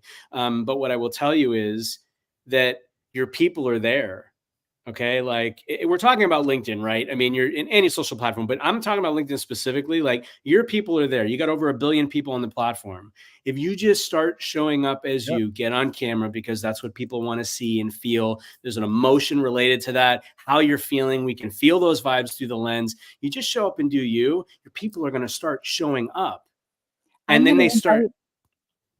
Yeah, go ahead, Nancy. Debra. I'm going to invite everybody who's watching to raise your digital hand in the comments if you found your people on LinkedIn. Like I'm jumping in the air. It's a Toyota commercial. Kind of. Like, Yeah.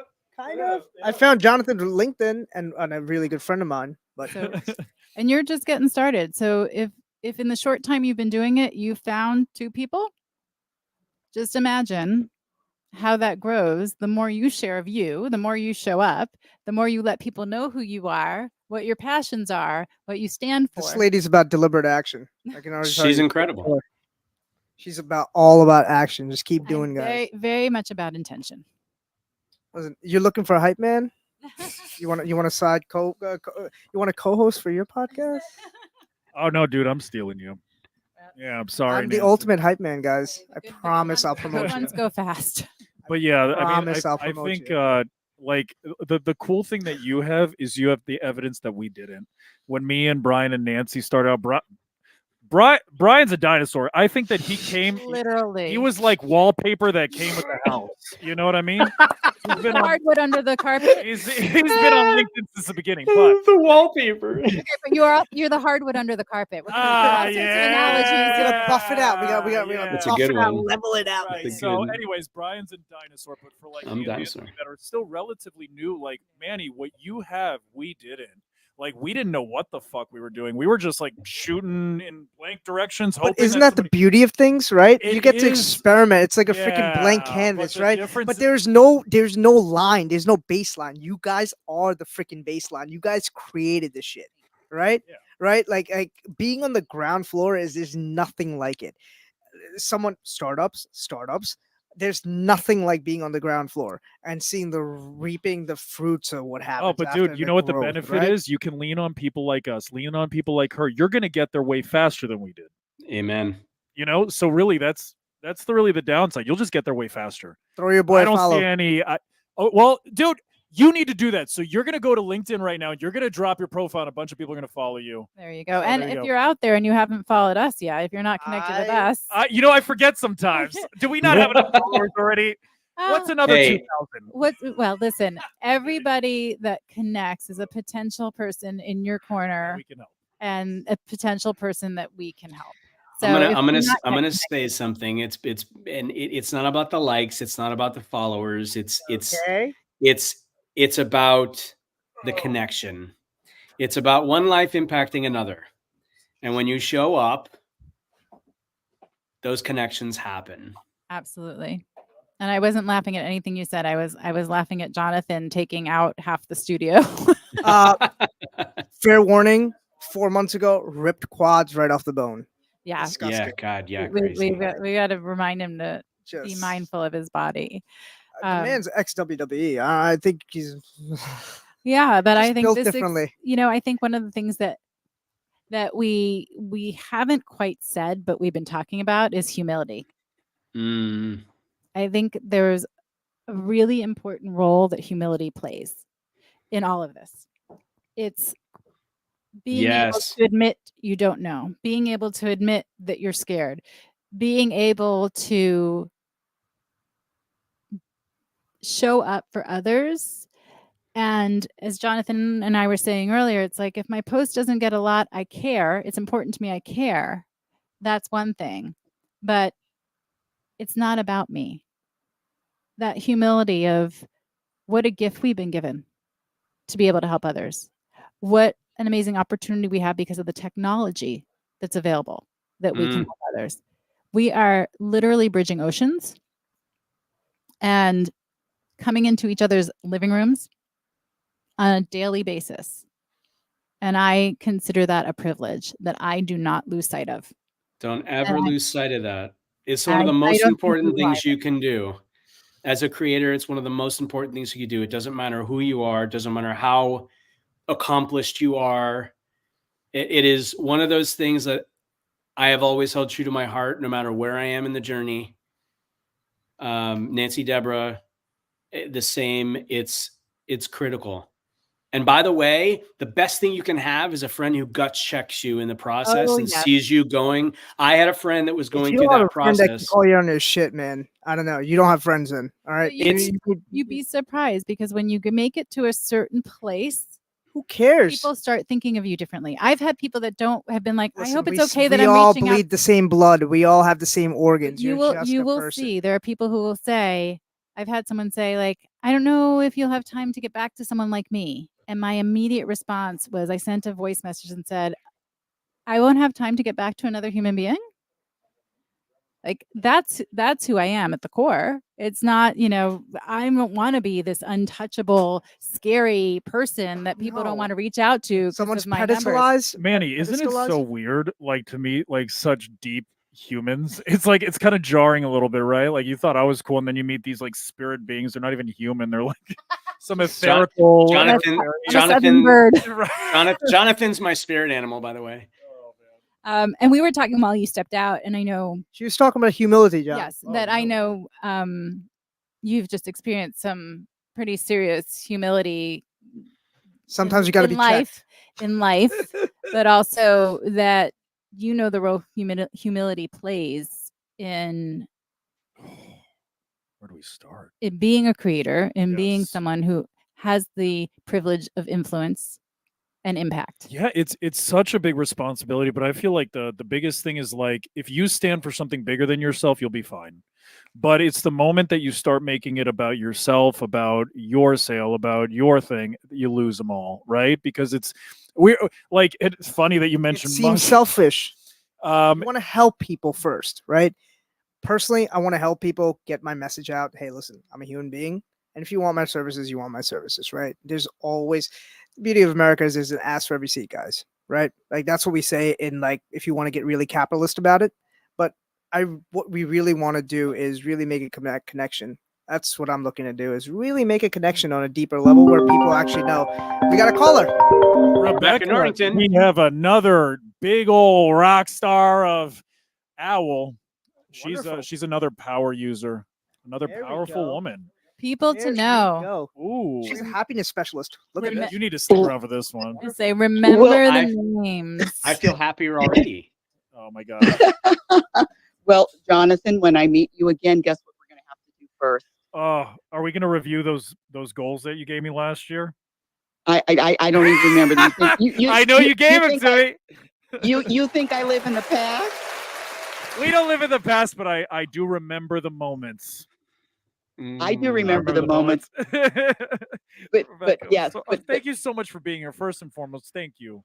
Thank you for being here. No. Thank you for supporting us.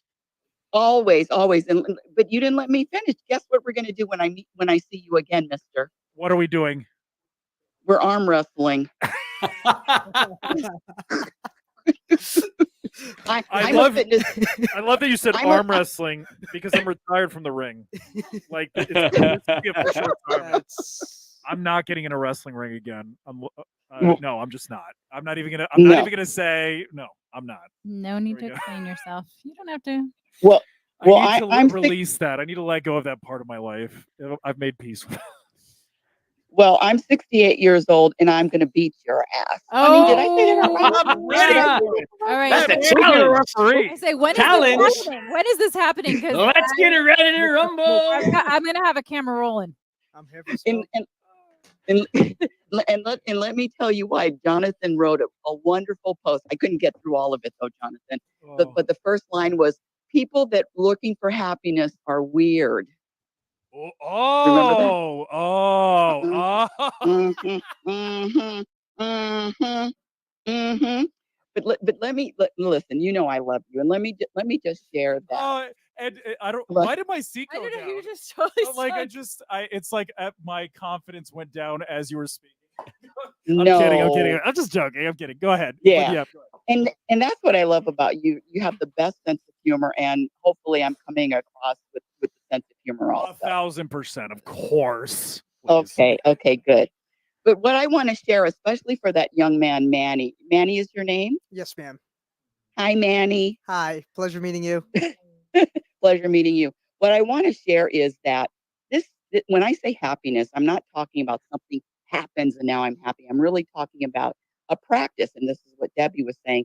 It's a practice, it's ongoing practice. And happiness, contentment, and peace is a practice skill, just like any other skill, from being an athlete, musician. And so what I share with the world is what to practice, and not to plug anything because that's just not my nature. But my latest book is called Programmed for Unhappiness and Exposing the Untold Truth. And in that book, I list 55, not 10, 55. Actually, it's 56, but 55 is, I was born in 1955, and I love that number. 55 But is a sexy number.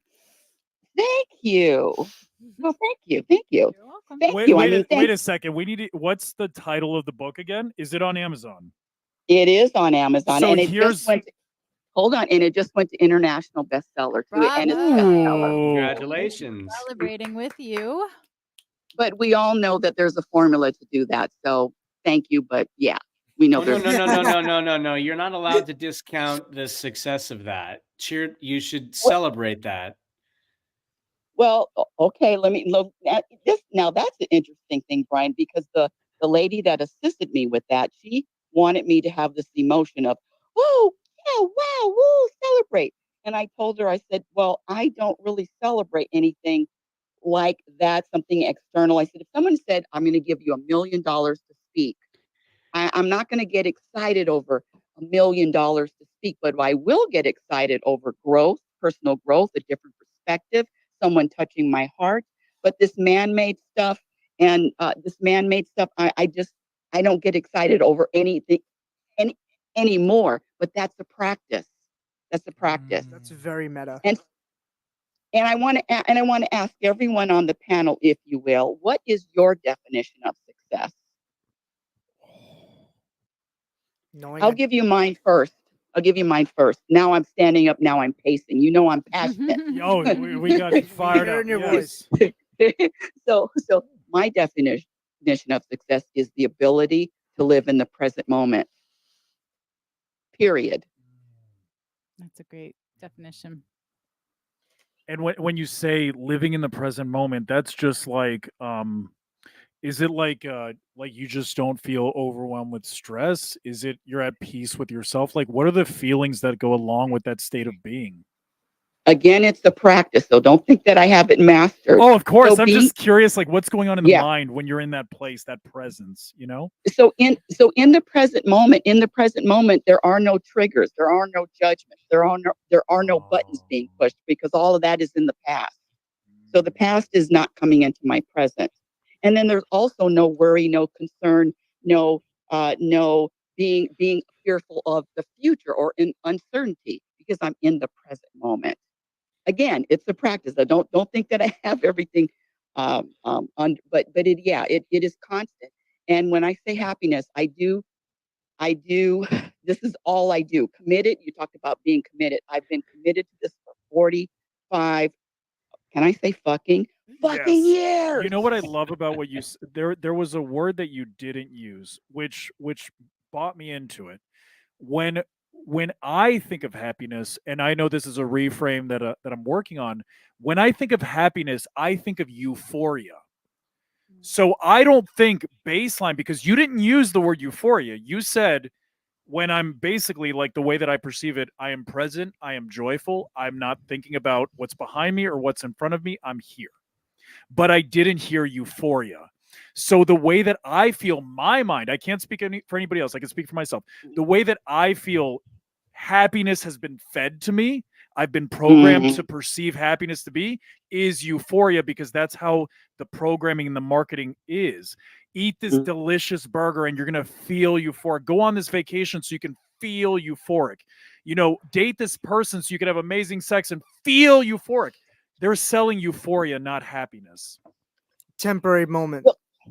Well, let me tell you this. The world is selling dissatisfaction. Ooh. Yeah, Well, yeah. Oh, yeah. That's really the higher that keeps perspective. us Yes. coming back. Dopamine. I love when we have a perspective like this. And can you go into it a little bit deeper, Rebecca? I just want to hear Well, yeah. Please. Yes, of course. When I say dissatisfaction, because it's always be better, your better self. What is your better self? You are yourself. What is your better self? Oh, I got to get to my better self, more of myself, authentic self. No, you are perfect right where you are, who you are right in this moment. What about this? Go ahead. what about your maximum human potential, right?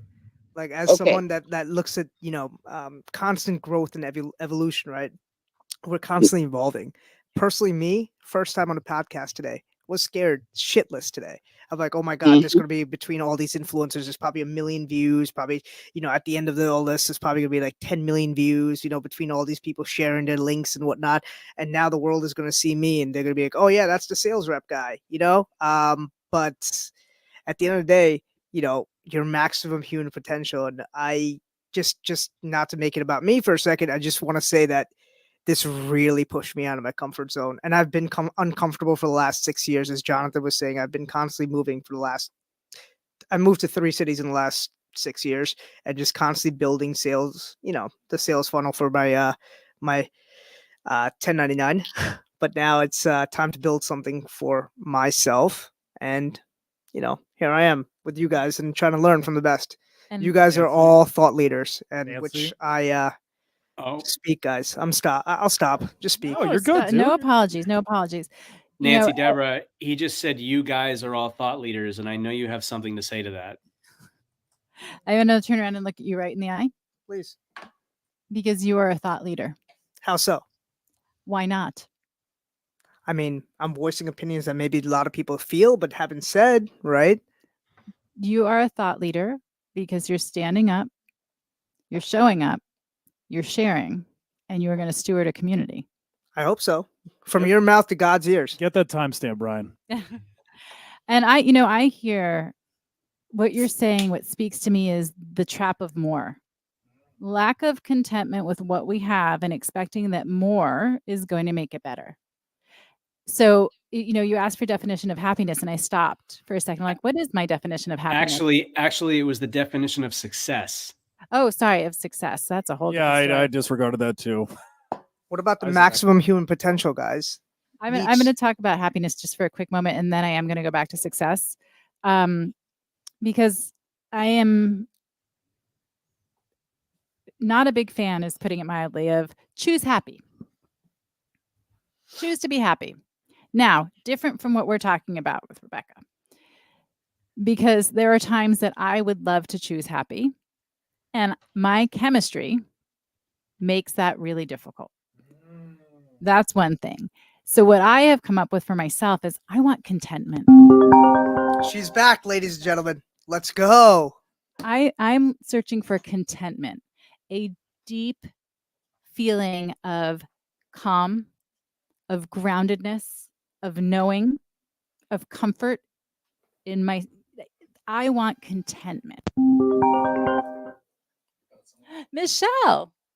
Oh, it's not working. We have Wi-Fi. Oh no. Oh, we've got Oh, we have No, Rebecca, wait. Is the app bugging? But to carry on like what you're saying, oh my God. We got somebody. All right. Well, yes, you do. You got Manny Ramos here. How are you, everybody? Well, wonderful. We Good got to have Manny you. Squared in the house. Welcome, Manny welcome. Squared. hey. Many squared.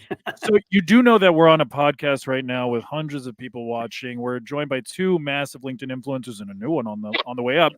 So no pressure. Who's the new one? I don't know. But if you have some questions, marketing, branding, and for the beautiful Nancy and Brian, who's also very beautiful, very beautiful. If you'd like to ask a question, we're here for you. Absolutely. So it is related to Owwll, my favorite application. So Your what? my favorite application. Owwll, your favorite application. Jason, I need a raise. I'm kidding.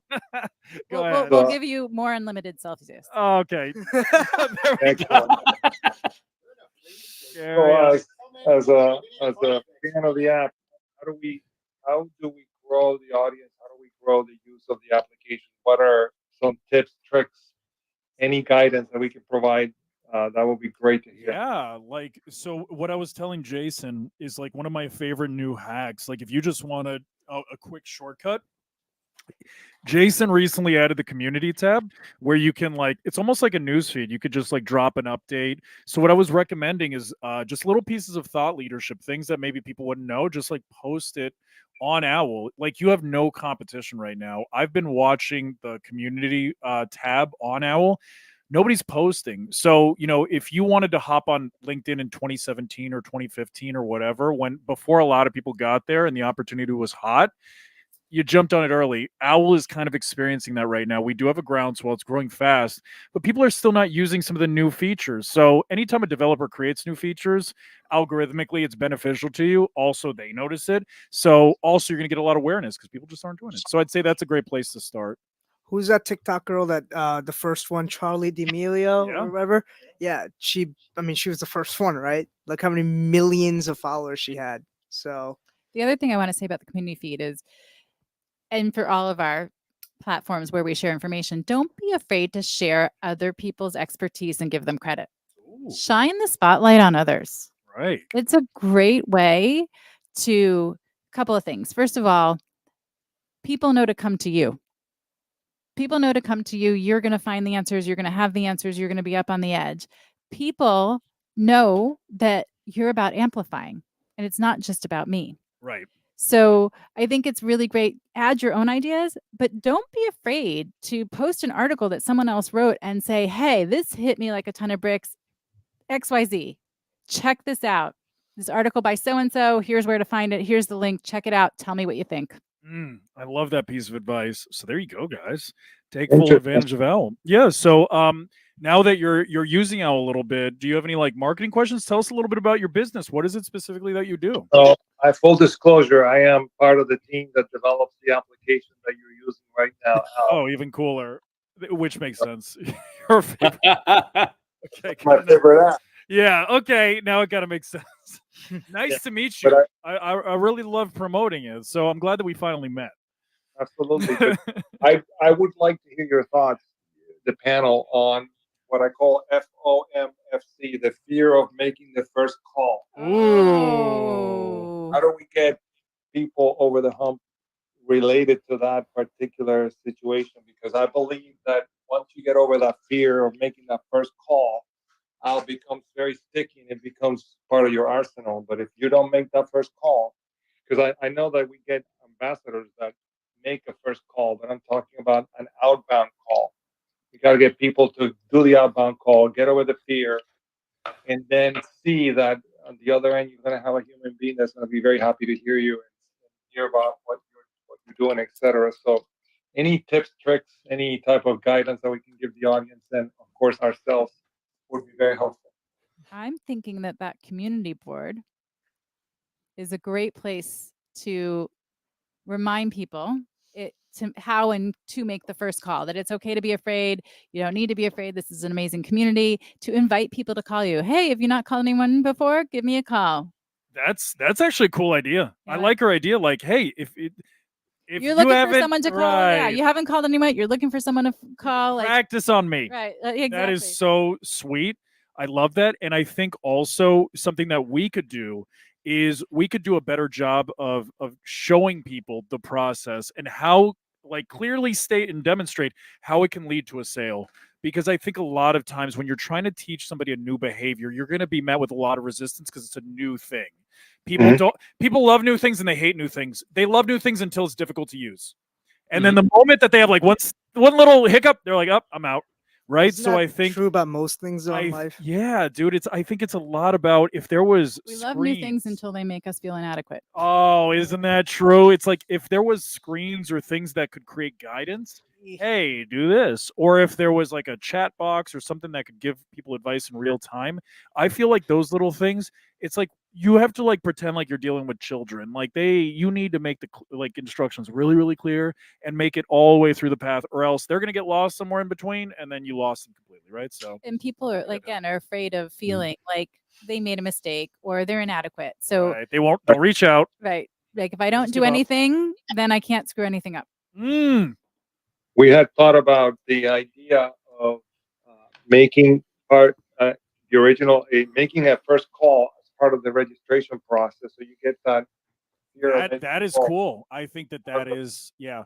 Or even like just giving people a quick win, like right after you make your first call, then you get the $10. I don't know, but it's just like something where you can provide somebody with some confidence right after they're in their most vulnerable point, which is right after the sale. Right? I don't know. I might change my profile and now say, "Make me your first call." Oh, I love that. Yes, smart. Look at her. Look at her. That'll be great. Yeah, I think that would. Anything that we can do to get rid of that fear of making that first call, I think it's advantageous to the platform, and it's also going to help those individuals make use of the platform in a way that it's beneficial to them as well. So it's a win-win. And I think more things like this, more activities or events where we highlight it and people can see, long form, like all of the benefits it has, all the different ways we're using it today. I think all of that stuff helps highlight it, And if the first call happens here, right? We've like people who are afraid, like, well, I heard a little bit from Rebecca. I kind of like her. She feels like a good fit to me. I love her energy, or Chella, right? You have that first exposure, which isn't feeling as vulnerable because you're not one-on-one, but you start to get to know some of the people on the app, and I think that makes it easier to make that call. Yeah, and I know that we've been talking about it a lot. I'm sure Manny can relate to this. You know, a lot of this, it comes down to sales, and it's kind of like dating.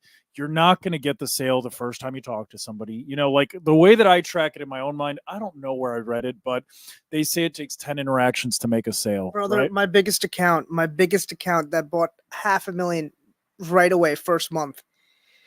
I showed up to the guy's store 11 times. 11 times. And he's like, "You're really persistent." I'm like, so if you don't show up, you don't ask for the sale, you're never going to get it, I right? just realized that Jason like criminally lowered my mic. I was like, why do I feel like I'm choking on this thing right now? And I'm like, I think he put me down to silent. I don't think this mic's even on. No, it's on. I must be I can too loud. I can hear you. You're good. Were you stepping on it? What was happening? I don't know. Why don't you pull your mic stand? Because I did this and it allowed me. Look, No, look, that look, one's not it on. allowed me. No, I was stepping on mine. You're all loud and clear. I got It hasn't changed. This is great guidance. I certainly You did lower appreciate- my volume, didn't you? Oh, am I? So loud. He's voice first, guys. He's voice first.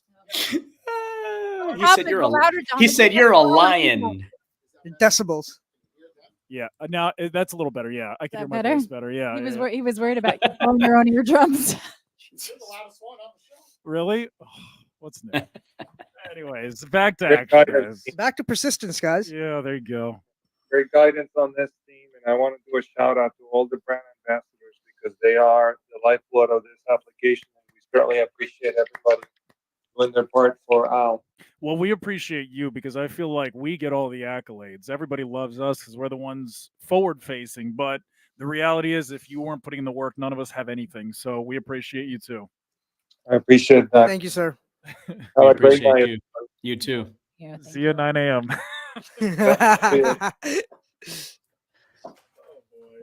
24 hours, huh? Yeah. So And not the first time. or the second. It's like- The wisdom that I need right now is, how does one sneak away to go to the bathroom? oh, I've been That's wearing- why I said when you had your head on the table, are you I've been wearing sleeping or going to the diapers for the last- bathroom? Yeah. But the one like what I find kind of weird is like, why did Jason want to wear one? He said like he doesn't want me to feel alone. Are you wearing a diaper?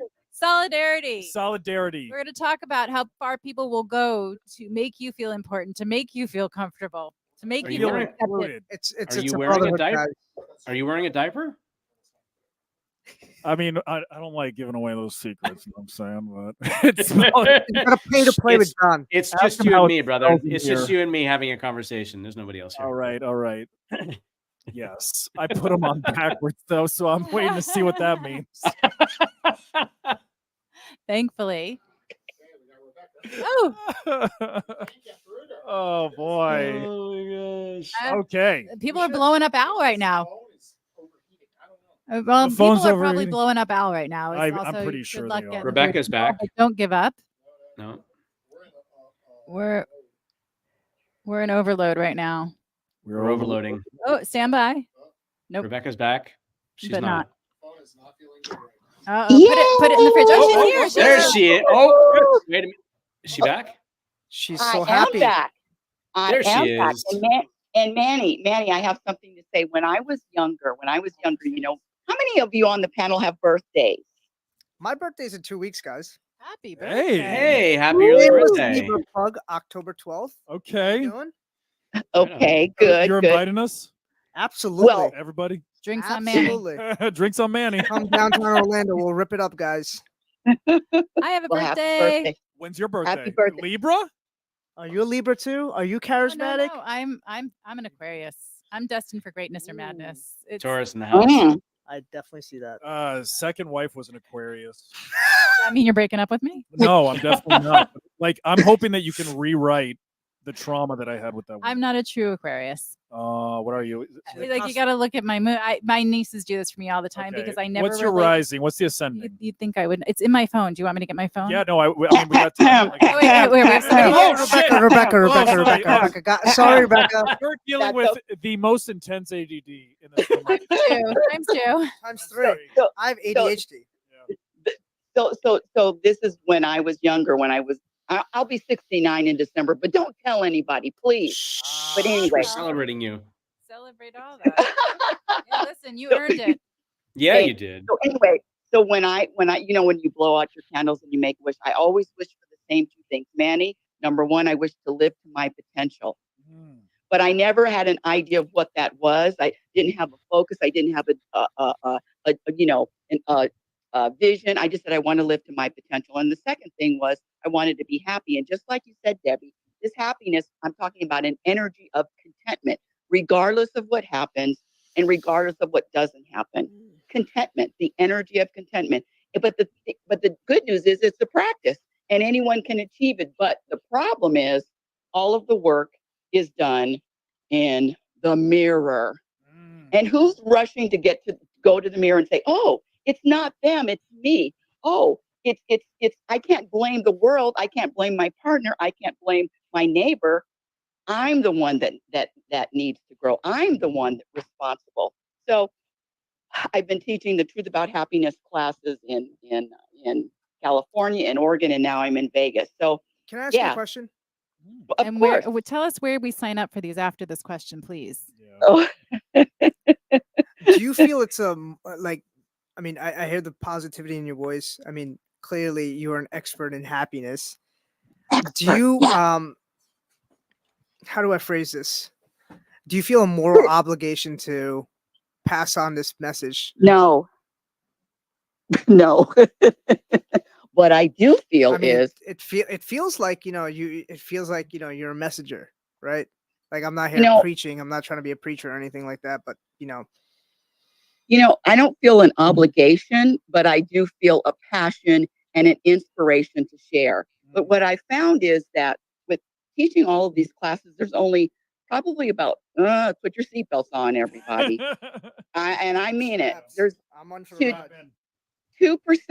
2% of the population are open to changing and growing. And that's right. Is I'm that sorry. quantifiable? Seriously, is that a real stat? Because I need to Shit, know. Rebecca doesn't mess around, dude. Yes, it's a real stat. Guaranteed. 2%. You tell me how many people you know that have changed. In fact, let me ask the question. How different are you from last week? How different from you? How I'm on a different are fucking you from podcast with Jonathan Palmer. How about that? He's had a big one this week, but it was a that's big an one he event. needed. That's an event. My heart That's- I just got anxiety, guys. I'm like my heart just sank because I just cursed on. Well, my mom would be unhappy. I'm cursing. no. That's freedom. It's freedom now, right? Yeah, be free. And by the way, this is a double seat belt. I mean, I really mean this. I mean, seatbelt, harness, crash helmet, hazmat suit. Words do not have power. Innately, they do not have power. You hear that, Manny? Words do not have power. Nobody. No. Nobody. You So sticks and can't- stones may break my bones, so words will That's never hurt right. me. But see, you were programmed, and I heard earlier on the show that we're just human. Well, we forgot one word. We're all programmed human. So when you're programmed to believe that words have power, yes, they do. But you didn't pop out of the womb being able to have your feelings hurt or being offended. You had to learn how to be offended. You have to learn the shame. You have to learn the embarrassment. That's right. Yep. No, you're That's absolutely right. right. But so Rebecca, this is what I struggle with, and I know that you can help me with this. Is But you never call me, Jonathan. I gotta work You on think- that. He's got to work on his communication. Manny knows. But I'll tell you this: it's just not time for him. When it's time, he'll call me. Exactly. I'm getting closer because I'm starting to ask the right questions. I'm starting to dive into it deeper. What was the last thing that we were just saying, Annie? We were just talking about, just the human potential with Rebecca, right? But before that, what do you mean? Like right before I said a thing, what was the thing that I was leading into with the thing? ADD is so tough. What was the last thing we were talking about? Well, while you're trying to remember, let me share, because Debbie said something about a quote from a movie. And in my book, The Program for Unhappiness, Exposing the Untold Truth, I quote from a movie too, which is one of my favorite movies now. And it's Doctor Strange, 2016, Forget Everything That You Think You Know. What that means is forget the program. I mean, put a spotlight, eliminate the programming. Now I remember. Emotional regulation. Emotional regulation, because I don't want words to hurt me, but sometimes I get triggered when it's a truth that somebody exposes that maybe I don't like sitting with.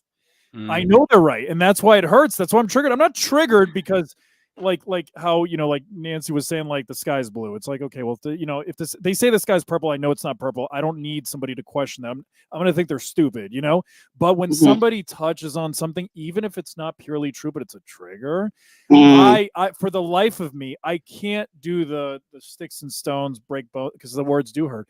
So what can we do? What do you take with that information, Here we go. Rebecca? And then what Here can we we go. do? Yeah. Let me give you the answer to that. So you have two entities. You have your human side, the ego that is always discontent. That's the entity that the feelings are hurt. Right. That's the entity that's hurt. But your godly self, your presence, the awareness, your consciousness, could care less about what words are used. Wow. So which one are you identifying with? You're identifying with your human self. I let my human self go long time ago. Not to say that I go back and forth, and don't think that I don't get triggered, because I get triggered by the craziest. Scratch that. Rebecca gets triggered. You see, you separate yourself. You witness that entity that is getting triggered, because it's not you. I just had a moment. Are we talking about the conscious versus Manny, let me tell subconscious? you about my moment, because I can't get away from this. It's in your diaper. This is it happened. You shared it with us. Thank you. The moment's here. Brian, what are you doing for the next 12 hours? It's like, I'm going to need that. That wittiness, that wit, that quickness, like we need that for another 12 to 14 hours. So if you're not All right, keep going. I'll call back. Keep going. Okay. So now that we went on another tangent, I totally forgot everything I was about to say. So sorry. I'm so sorry. Now do you want me to add more time, or are you ready for someone else? Yeah, no, I think we'll add time one more time. And then Rebecca, if you could just remind me what the last thing I was saying was. Don't ask me to remember. I'm 68 years old. We're 10 hours in. So, Mandy, do you remember? This is going to become a thing. I'm going to start having to keep notes. Jason, are you not paying attention? Come on, what are you doing back there? There you go. Okay, do we accept? I accepted it. I put it. Okay, good. All right. So Brian, here we go. We have, so I'm going to review this. Brian, if you want to chime in for what I forgot, since you were the one with the joke that derailed me. No, I was just attuned to what you were saying and had to ask you about the diaper. But if Nancy Debra were there at the moment, she'd not know either. So that's not helpful. Does anybody in the audience remember what we were talking about right before? Kenny D, are you paying attention? Can you please tell us where? Please, somebody help us. Oh boy. And let me say this while you're trying to remember that everybody on this planet is doing the best that they can. So looking out at people, and I'm just talking for myself, looking out at people and making judgments, or they're not, and I see everybody and the problems. No. Everything is in perfect divine order. Period. In fact, that's one of the program behaviors, is noticing what other people are doing, being in other people's business, making judgments. So you're saying somebody that's like energy empath, and they feel the vibes. Do you believe in vibes? Energy, frequency, whatever you want to call it. This is for you, Rebecca. Oops. Oh, we lost Rebecca. Ryan, hurry. Fill some space, because you haven't had a chance to talk. Do you believe in vibes? Oh, you're asking. Oh, hello. Voice your vibe. That's my company. That's our company. Like, your vibe attracts your tribe. Absolutely. I believe in vibes. All right. So we are all vibrating. It is that vibration that you connect to. Jonathan's thinking about something else. Yes. Because I just showed him my birth chart, so I think I'm in trouble. Oh, but, okay. Brian, I'm going to bring you back to something that you are amazing at. Okay. Well, you're amazing at quite a few things. Thank you. We were talking a little bit about marketing, and we were talking a little bit about establishing our brand. Yes. And we were talking a little bit about a lot of things. We do that. You've been on the platform every day for more than 20 years. Yes. You're not the same person who started.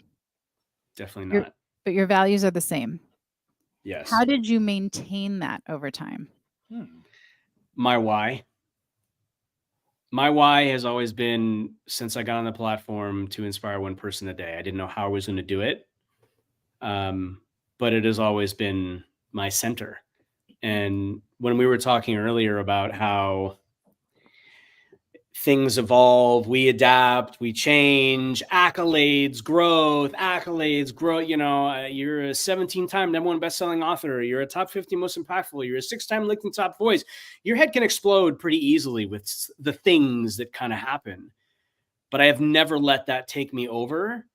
It's just always center. It's always center. Like I don't, and as I've said before, like I've gut checked friends before because I've seen them turning into something that I know is not them, which can tarnish their, I don't want to say their brand, but it can tarnish the brand. It can tarnish them. It can tarnish the way they're looked at, which I know is not who they are.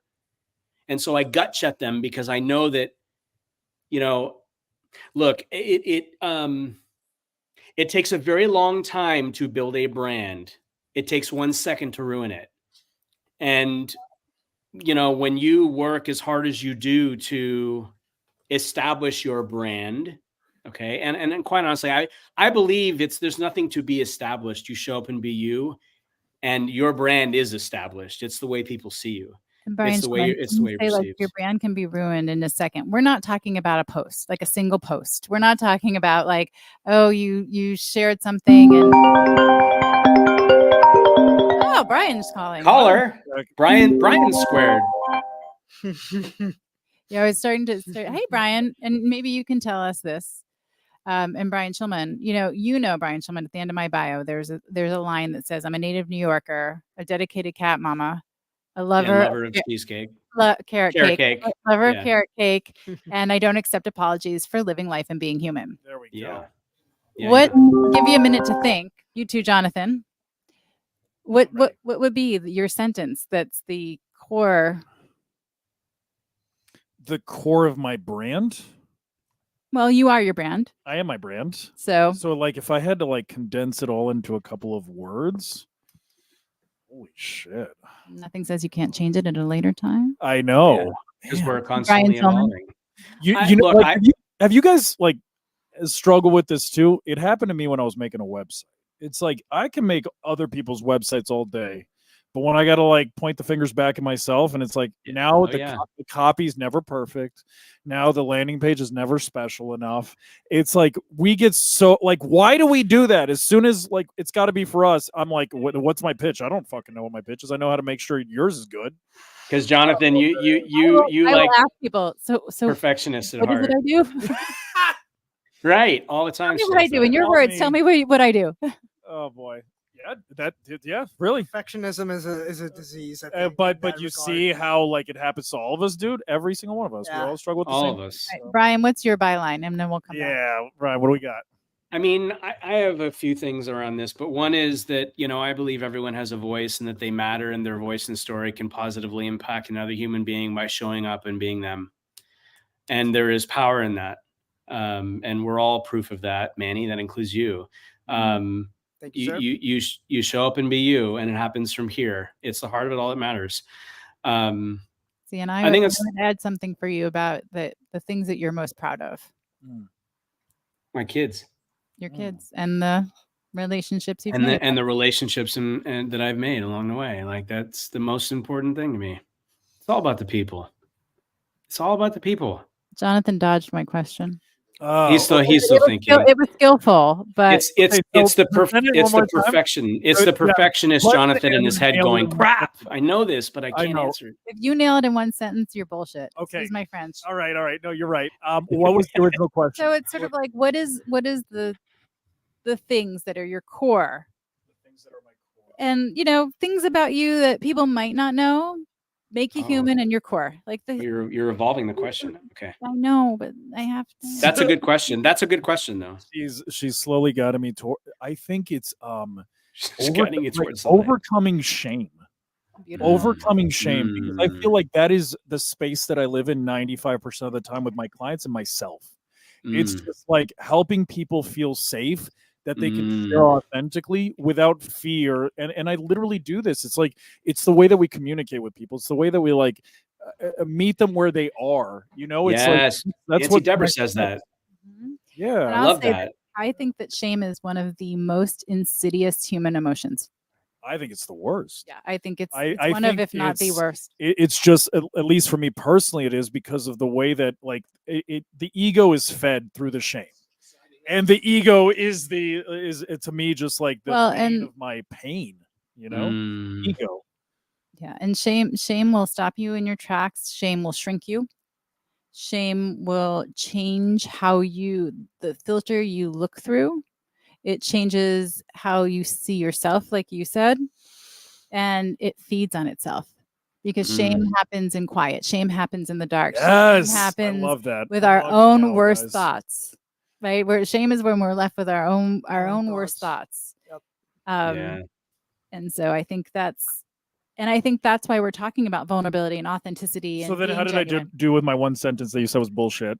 No, I think you did fantastic because you didn't think about it too much. Thank you. Yeah. I actually was going to say nobody gets it right the first time, because ask me in 10 minutes and it might be different. Yeah. Yeah. I don't know what we're Yeah. talking. I might learn something here that makes you go, oh my gosh, you know what? What my right now is actually, it's this. I love the It's note. true, because in less than 10 minutes she Just like changed noticed it. she changed the questions. So it's Yeah. true. I'm sitting on the wrong side. Hang on, I got to show Jonathan my nose ring. There we go. Okay. Why did we decide to do it on the right side though? I did it on the left. I honestly, I didn't have a real reason except for the only reason Because that was I did the my dimple. closest side of the table to where he was Right, holding he the was gun. standing on the right side of me when he was doing it, and he had a needle, so I was like, "Go for it." You know what? I have a side of my face that I like better, and I also put that on the side of the Yeah. face. So is that what it is? Okay, I think so. I do like that it's on my dimple side. it's on the Is it on your side. dimple side too? Is No, it? this eyebrow's a little better shaped now. Uh-huh. Who do we got? Somebody's going to interrupt this fantastic conversation. Caller. Who is that? See, I want to ring. Who is it? I can't see it from that far away. I'm blind. Yes.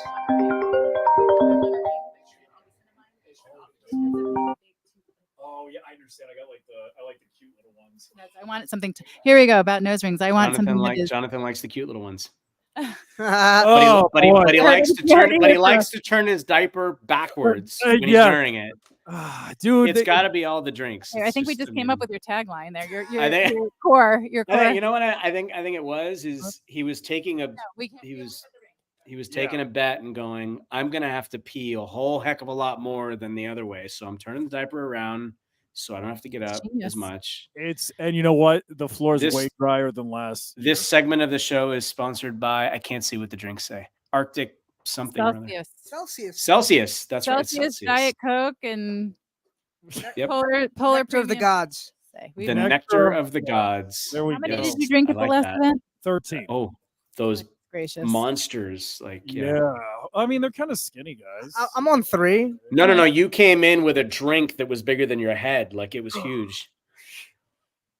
It was gigantic. I mean, I'm like, it wouldn't be the first time, guys. Come on. This is the guy that goes true. ends up in a wrestling ring and breaks both of his legs at the same time. I mean, That I is don't know. enough I don't. chemistry. I don't know when anyone else that can rip their quads off their bones. So I mean, you're a such an special man. overachiever. You're an overachiever.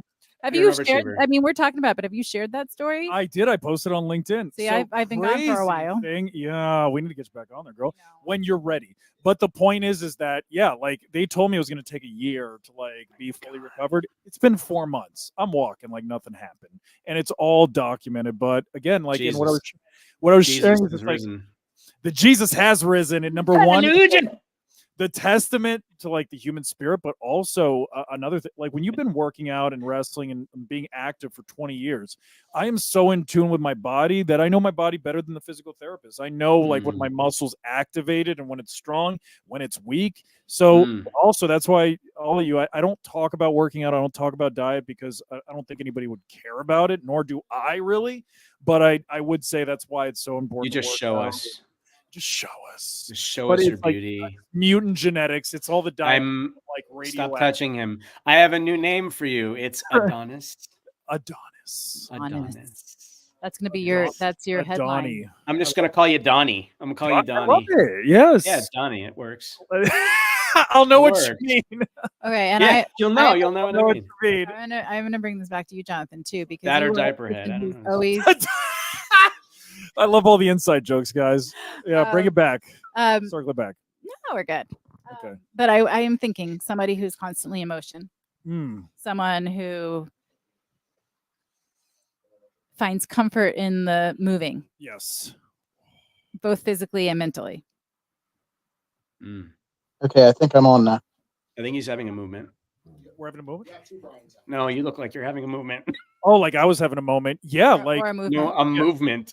a movement. I can't You help had- it. Fidgety. But yes, yeah, like okay. when that was one of the biggest lessons that I've learned from this experience is when I went through like a pretty serious breakup, I started my business. One of the things that I did is I was feeling so much pain, but I distracted myself by trying to fill my days with as much activity and business and everything. I thought I was healing. Mm. Because it's like, oh, well, I'm dominating, I'm conquering. And then I'm sitting in a hospital bed in Amsterdam with no friends, no family, nobody that speaks the language. I'm like, I'm going to go crazy here. I can't walk. I can't move. I've never been in a position where I can't move in my life. I'm like strapped to this fucking bed. And it forced me to sit with myself, sit with my feelings, sit with the breakup, sit with the job loss, sit with the house loss, sit with the infertility, sit with all this stuff, right? And finally just let out the emotions that were tied to it and just give myself the permission to just let all of that out. And it was in a Surrender. hospital bed in fucking Amsterdam, you know? That time was more valuable to me than the entire year running myself down, trying to escape these feelings. Why not just do this in the beginning? Well, Proud of you, dude. we're told that we have to do rather than be. Yeah. Our worth is in what we do rather than just being. Yeah. Completely off topic, but or can I'm we not talk about wearing a diaper. masculine, feminine energy? Sure. So I've heard, because I want you to challenge this if it makes sense, right? It's like I've always heard the masculine is in the doing and then the feminine is in the being. And I feel like so many men are becoming beers and not enough doers that it's creating this kind of like a little bit weird of a society, a little bit, you know? But I feel like, yes, like being in presence is so important, but there's also a lot of feminine energy tied to that. So how do I make sense of it, accept it, maybe embrace it a little bit, or is there something to what I'm saying? I think there's probably something to what you're saying. I don't discount that. But I'm going to go back to what you just said is you learned more in your time of being than in a whole year of doing. I don't know if that's masculine or feminine. I would call that human. Human. Fine. Fine. You're right.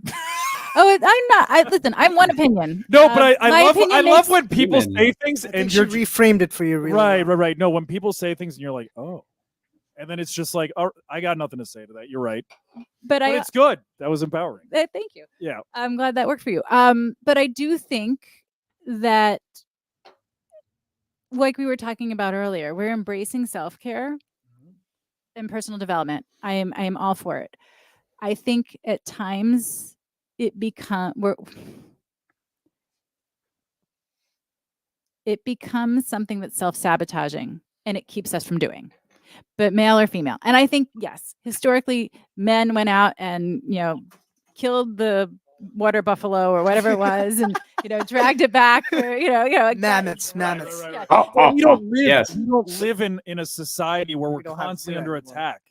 That's but right. Our brains still But- think we are. But We don't set up usually have to go out and hunt our food. right. And we're setting up our lives so it's like that though. We're setting up Can our we- lives so that Can we talk Rebecca's about back. Let's talk about shame. Let's Oh. get that out of the way. Oh. Yeah, Rebecca, we're back for it. Shame. So shame is a program. When you were born, you stuck your finger in your nose. And as a toddler, fingers in the nose, hand scratching the butt, and you could care less. Correct? I do all those things. So Still do. Still. in public. Me too. Me too. So this is my perspective. I've had two really big shames in my life. Number one, it's going to sound crazy. I was ashamed that I was adopted. Long story. Shame that I was adopted. Wow. Thank you for sharing that. Yeah, and Wow. I kept that shame for until probably 30 years. But the other shame that I had is I had a trichotillomania. I don't know if any of you know what that is. But Yes, Oh, yes, yes. you know I Yeah. got that, girl, right? I don't know What? if you- yeah, I have trichotillomania bad. Really? My beard. I'm Yeah. watching you do it. Yeah. All Okay, day, can every can day, all the someone time. please tell me what it Someone means? please educate us. Yes. Well, Thank you. Thank you, Manny. I'm glad we're not alone. Great minds think alike. Pulling your hair out. So I used to pull my eyelashes So yeah, lots of people do Oh, eyebrows, yeah. Oh, is that a eyebrows. nervous tick? So I do it with It- my beard. I have patches in my Yeah. beard. I can't help it. I've like tried to do like therapy and all that stuff, but yeah, it's a real thing. I bite my Well- nails. There's no shame in that. Like to the point where it's horrible, where it's like nubs. But that's the anxiety, right? You just channel it differently. But so you're talking about two different shames that you've lived with. Yeah, well, that I was afraid to talk about or Right. tell, and now I could care less. Trichotillomania, trichotillomania. I'm adopted. So for me, shame was over when I. Uh-oh. And we just lost Oh, her. yes. It was over when I just What- gonna what- leave us with a shame. cliffhanger. I know. Well, and I right? think some of the we talked about the shame. The shame is when you let light in. Like you banish the shame when you let light in. Can you Shame. expound upon that? Sure. So shame is when it happens. You're like kind of like casting a spotlight on it a little bit. Yeah, exactly. Like so shame exists because we allow it an environment to grow. Right. And we hide it. Mm. Exactly. We put our mask on and we go. But the second we start to talk about our shame, one of the things that happens, it's almost immediately normalized. Think about the things that you've been ashamed of in your life. It becomes silly immediately. You're like, as you're saying, you're like, wait, why am I ashamed of this? And for some people, maybe it doesn't happen right away. Probably not. Right. But for people it does. But that's the thing that banishes shame is sharing. And it seems so counterintuitive. You want to talk about contrary actions. I'm terrified that anyone's going to find out about this. My abuse, terrified. My life depended on keeping it a secret. Yet I wasn't free of shame until I talked about it. And I the feel freedom that. that comes from that, because like, what is Yes. the core problem with that? We fear being exposed. But Yes. when you're the one And that judged. takes Judged. the step and says, no, like I don't need to fear this. I'm gonna just do it. And I felt this like I'll get into it later, but we'll get into the topic. But yeah, Rebecca, do you want to share a little bit about this? No, we lost her. We lost her. Oh, yeah, that's We right. lost her. Remember the cliffhanger?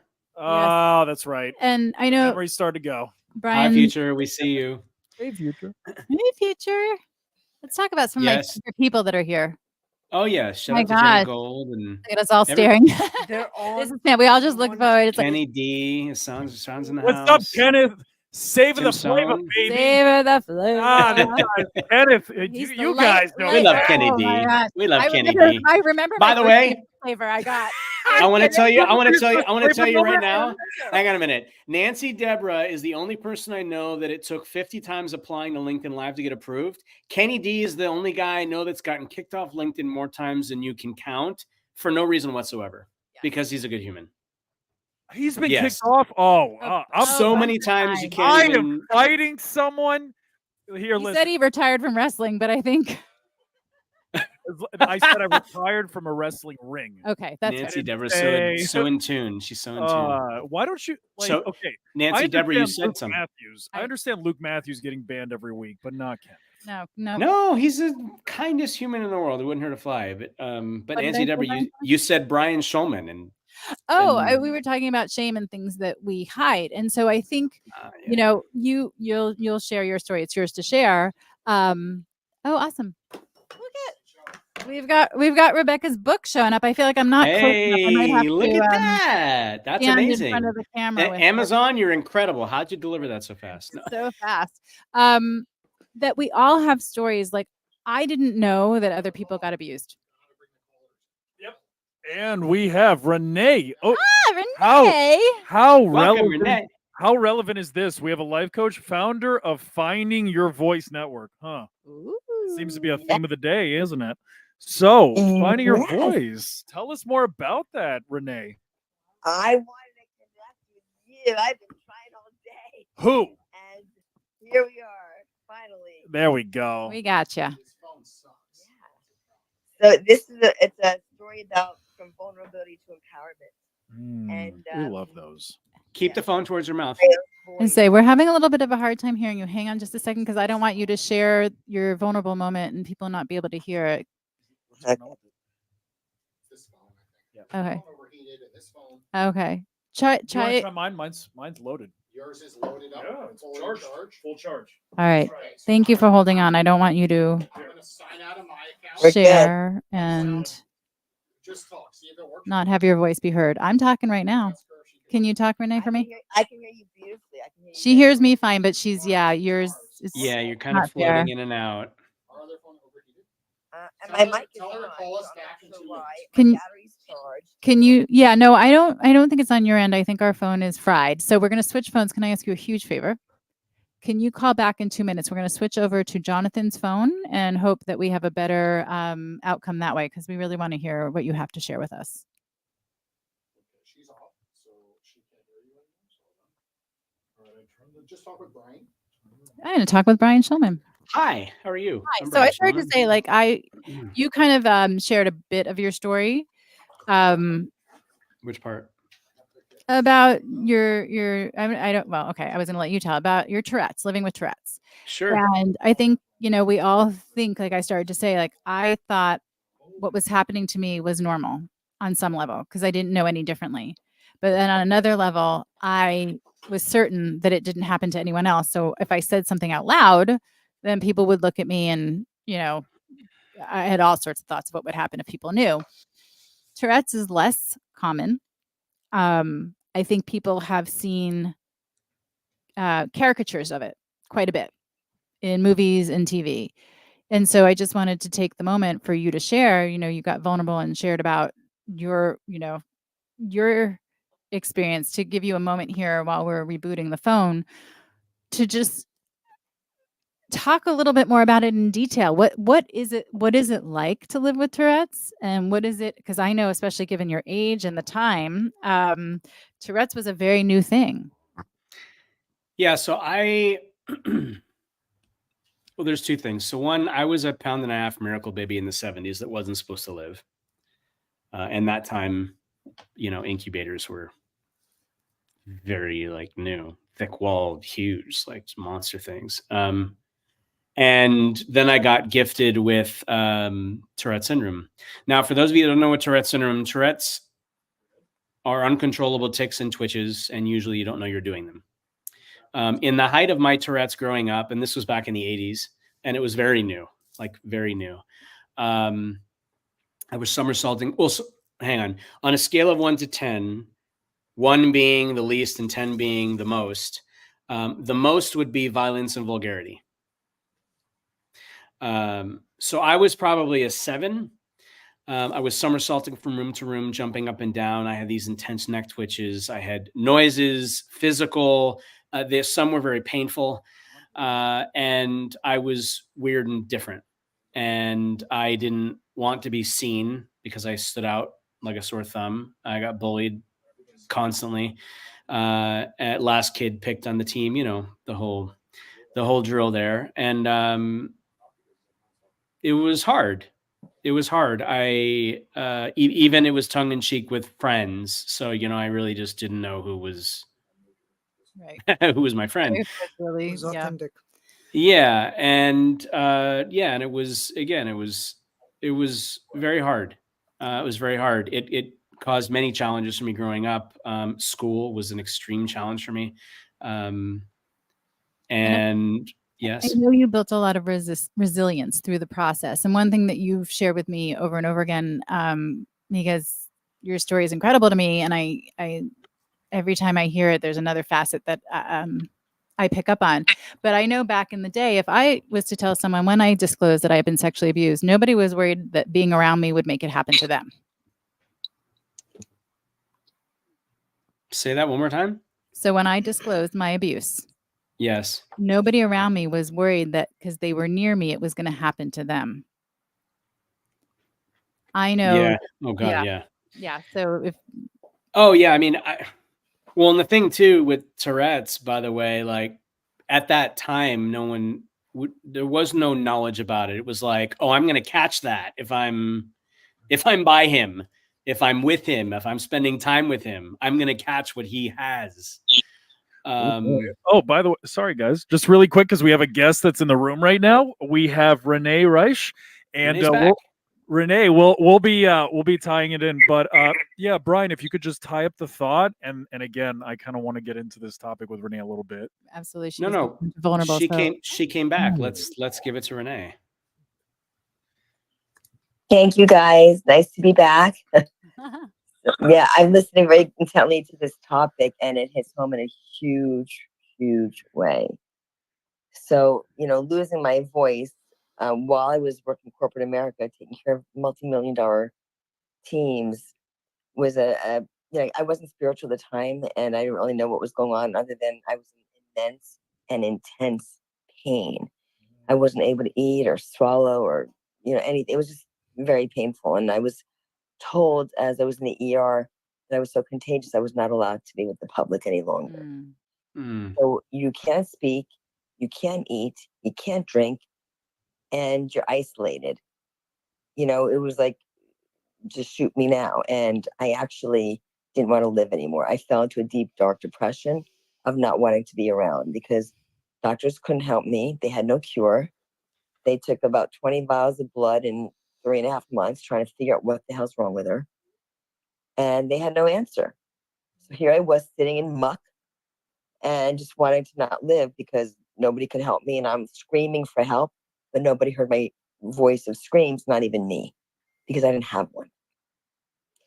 So it was, people say, how'd you get your voice back?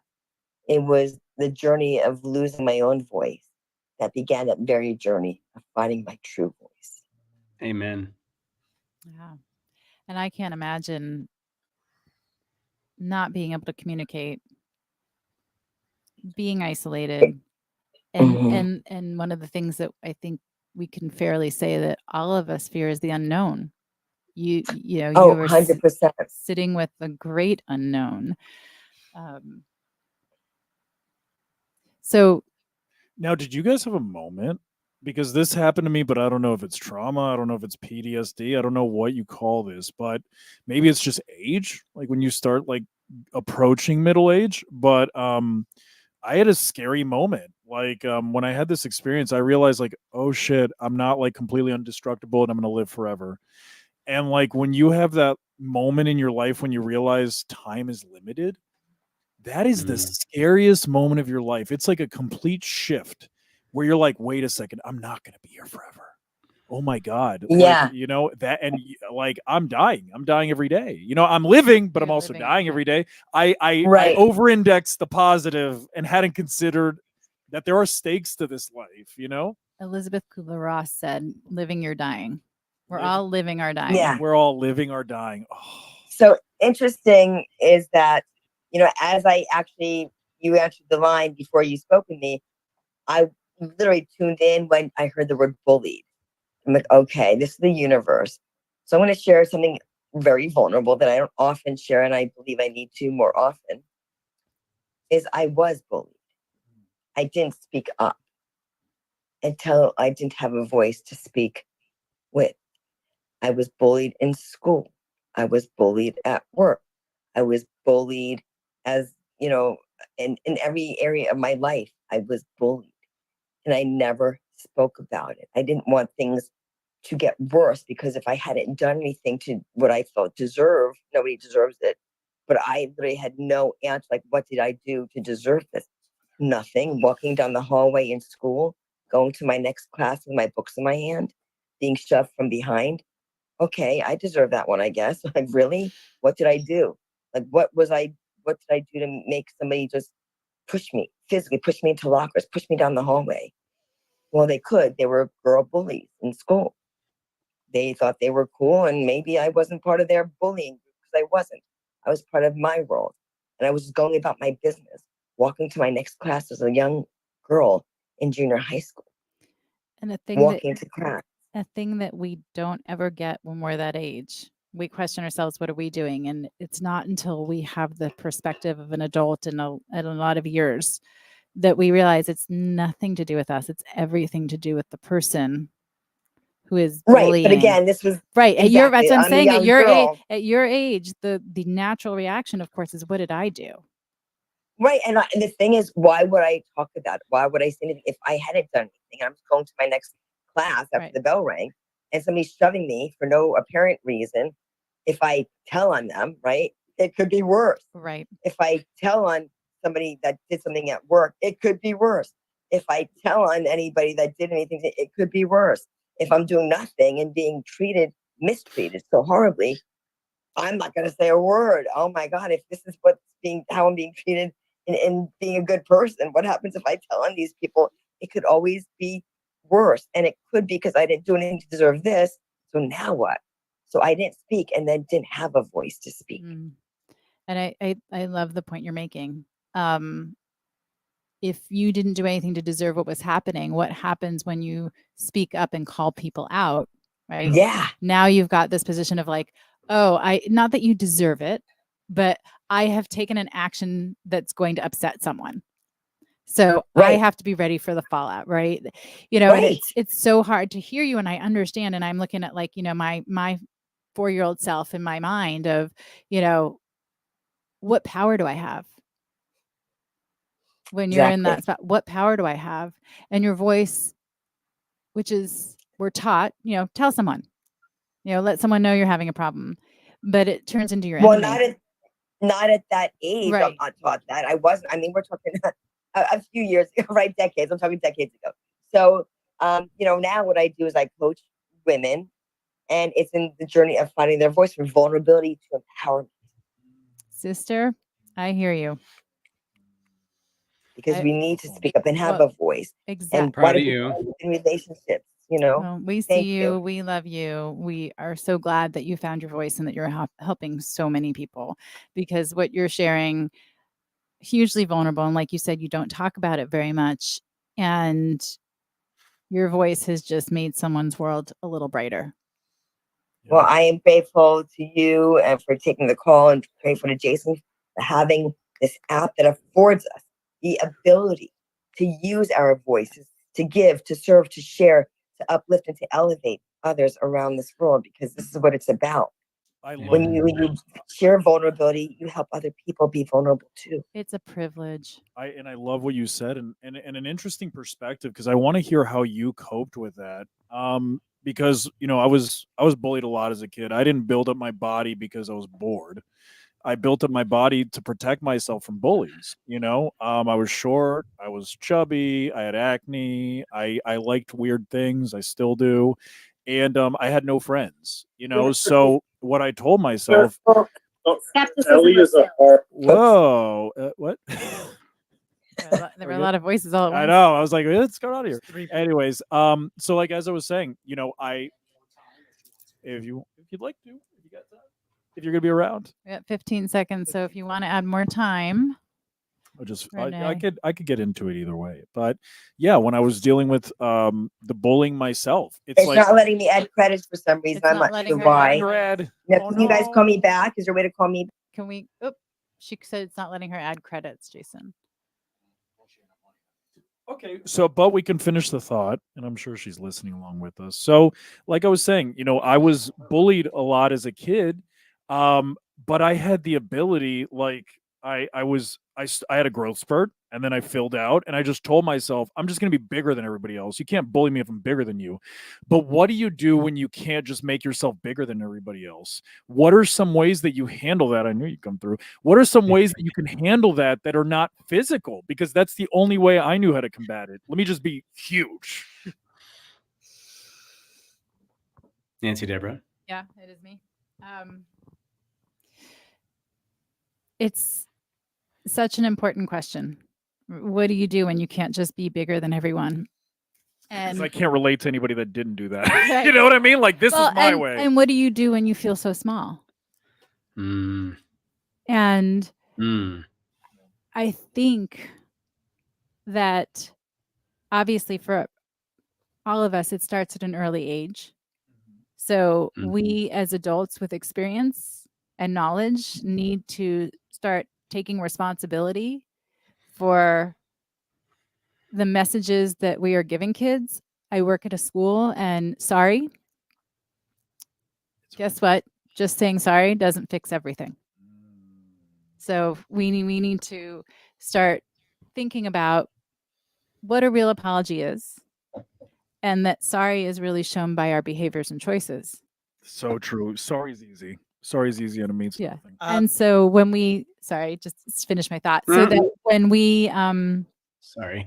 when we're working with people who are younger, empowering them then to understand who they are and where their power comes from and how important their voice is, I think is hugely important. I went through without having a voice because my voice would have betrayed me. Right? My voice, same feeling that Renee had in terms of it had gone on for so long. I was 16 years old when it finally came out, that I felt that I had the same culpability as my grandfather, which obviously now after years of therapy and having the opportunities that I've had to process and learn isn't true. But we also find that people who are empathetic and are in touch with other people's emotions, we get really good at shrinking ourselves. Finishing. Yes. Making ourselves small. Right. Our needs don't matter. We'll keep the people around us Oh, happy. we're Thank you, John. strong. We could take it. Right. We're strong. And I got this. our worth comes from Validation. validation and Yeah. making other people Being happy. yes Yeah. Oh, I'm happy because you're happy. Yay! And when the I'm whole- a chameleon. Yeah. Oh, you got it. I say that all the time. I was a social chameleon. I can come in and out of any group. I call that a Lifestyles of the floater. people pleasers. Lifestyles of the people pleasers. So I Yeah. think really where we need to start is when we're dealing with young people and have them understand the power and to respond as adults in a responsible way. When did what happened, Brian? What happened? So I went. I know you know Florida, and I'm sure you have it in California. You know, like those tiki bars.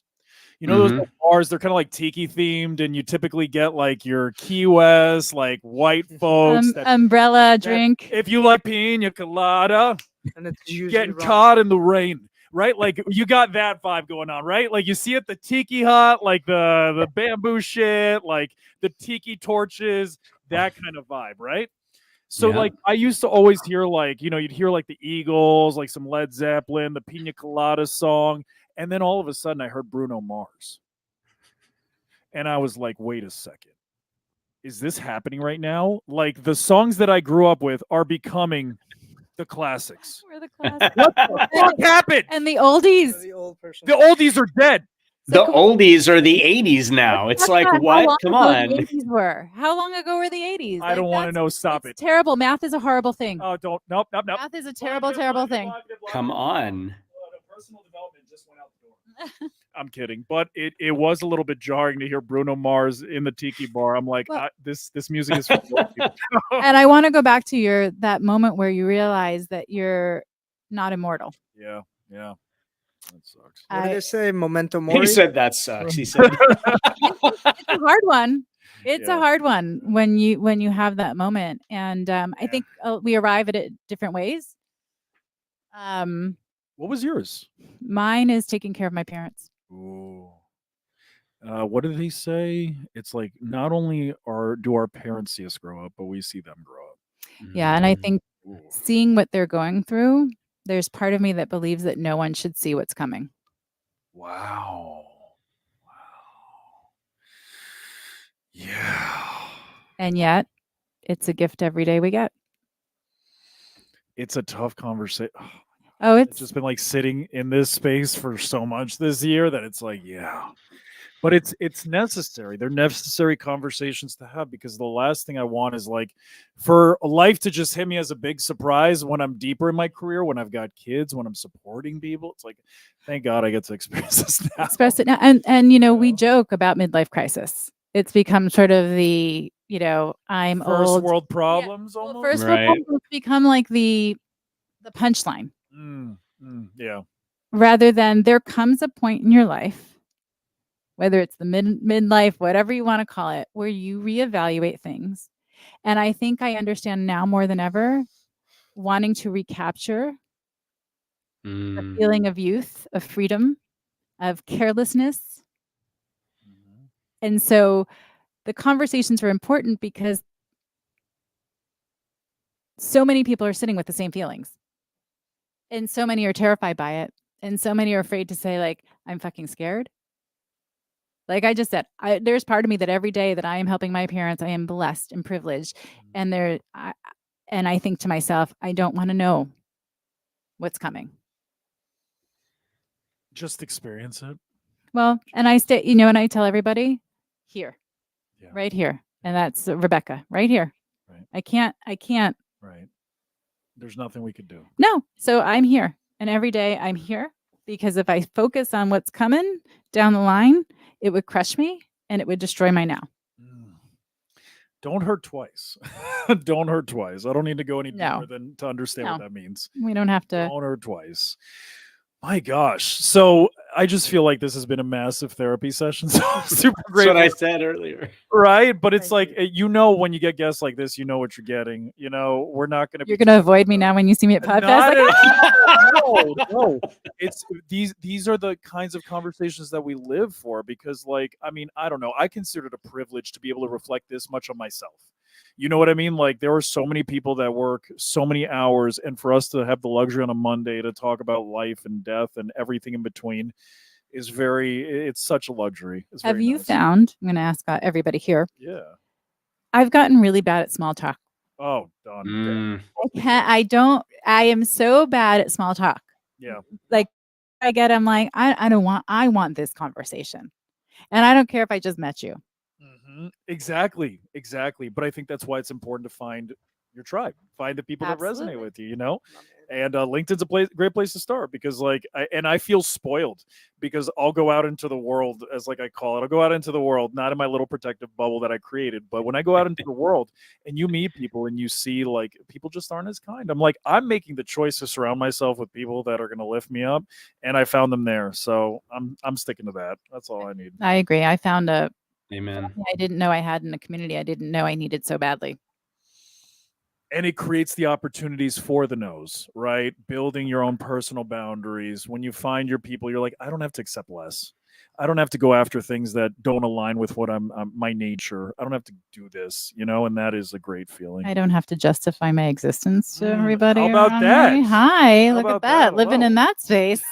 It's like the penthouse. Oh, I love it. All right, guys, I'm going to take 2 minutes and then I'll be rejoining you. So you got this? I got this. You got this? Okay, cool. I got this. We still got a long way to go, guys. How you doing over there, Manny? I'm taking it all in. I am taking it all in, and it's really what they just said about the deep conversations. I can't have surface level conversations unless, I'm making that first intro, right? And then I throw my personality at people, which I'm not everybody's cup of tea. None of us are. None of us are. I like to call myself a nice tequila nightcap. But that's just añejo. Tequila's scary to me. I can make an exception to the rule. She's a really good karaoke singer. One bad tequila experience and it kills you. The rest of yeah. I have the karaoke videos to prove it. Oh yes, this is true. Sounds like a blast, honestly. Just saying. I would love to hear you sing. You have a wonderful voice, by the way. Doesn't she though? She does. Her singing voice, she does it with gusto. My goodness, though, just I'm enthusiastic about singing. My talent doesn't match my enthusiasm. But she has an incredible voice. She does. She just kind of I appreciate that. And we're talking here. We just said about community on LinkedIn, and the reality is that community is extended to Owwll and vice versa. And we were talking about making that first call and it being scary. It's sort of like the first post. It's not easy to put yourself out there, but if you're among people that are looking to celebrate you, looking to support you, right? You don't even have to know them. You just need to know they're out there. These are two places where you are going to find your people. Where love, support, encouragement. Yes. I love that. I'm going to share a story in a second. Can you finish your thought? I can hold on to my thought. Well, I'm lying. I can't hold on to my thought, but I want you to hold on to your story. No, I'm just going to repeat what I mentioned earlier. Jonathan, Johnny, as I call him, because we're near dear friends. Also known as Donnie. Johnny, see Johnny that? or Diaperhead. Diaperhead. Yeah, go ahead. Oh my god, we got so many nicknames. I wonder what you guys are gonna call me. Anyways, Johnny really pushed me yesterday to just start putting myself out there, right? He observed me. Me and him have been working together for whatever we're working on to be announced, TBA. That being said, he really started with, as James Clear says in Atomic Habits, if you do 1% every day, it just compounds, right? Just like the stock market, guys, it compounds. So that being said, he asked me to put a post just checking in with the world, and just that's it. I did 45-second clip on Instagram, checked in with the world. And like I said, business aside, I really care about men's health, especially the younger generation, because I feel like they're lost. I'm going to touch upon something really meta and societal, because obviously, sometimes we grew up in I was fortunate enough to grow up in a two parent household. The lack of the opposite sex sometimes, or the depends on growing up with a single father or single mother. I think there's that divine femininity and that masculinity. It needs to be there, right? And sometimes people don't have that, and there unfortunately circumstances happen, life happens, shit happens all the time, and I just want to create a safe space for young men to thrive. And again, we need builders in this world, guys. We need builders. We don't need the theory high is really nice. We can talk about the theory high all day, but it's about practicality, right? And actually implementing action. For me, I already practically do. I want to build upon something more meta. Then take that meta idea, then build. Just like a giant trade school for young lost men, right? Learn how to use a CNC machine and build something, right? We always make the joke, oh, learn how to weld, oh my God, get into the trades. But what do we really need, right? Again, my background is in manufacturing goods, building materials, and that really is the foundation of, I think, our economy, right? That being said, that was my little tangent. I'm gonna let Debra take over. Please. You're so funny. Carry me, I- please. you're- I'm new to this. You're great. And I gotta tell you, this is one of my favorite things about my name, is that my name is Nancy Debra. Oh, No. everybody's been calling you Debra. And I don't That's care. because I call her Deborah. Because she calls me I'm so Debra. sorry. No, Deborah, don't be silly. Debbie. No. You could. She has many names. My thing is, I don't care what you call me as long as you know that you're talking to me. Of course. Do you know what I mean? Call me Harriet, but if you remember me and things about me, I'm fine with Harriet.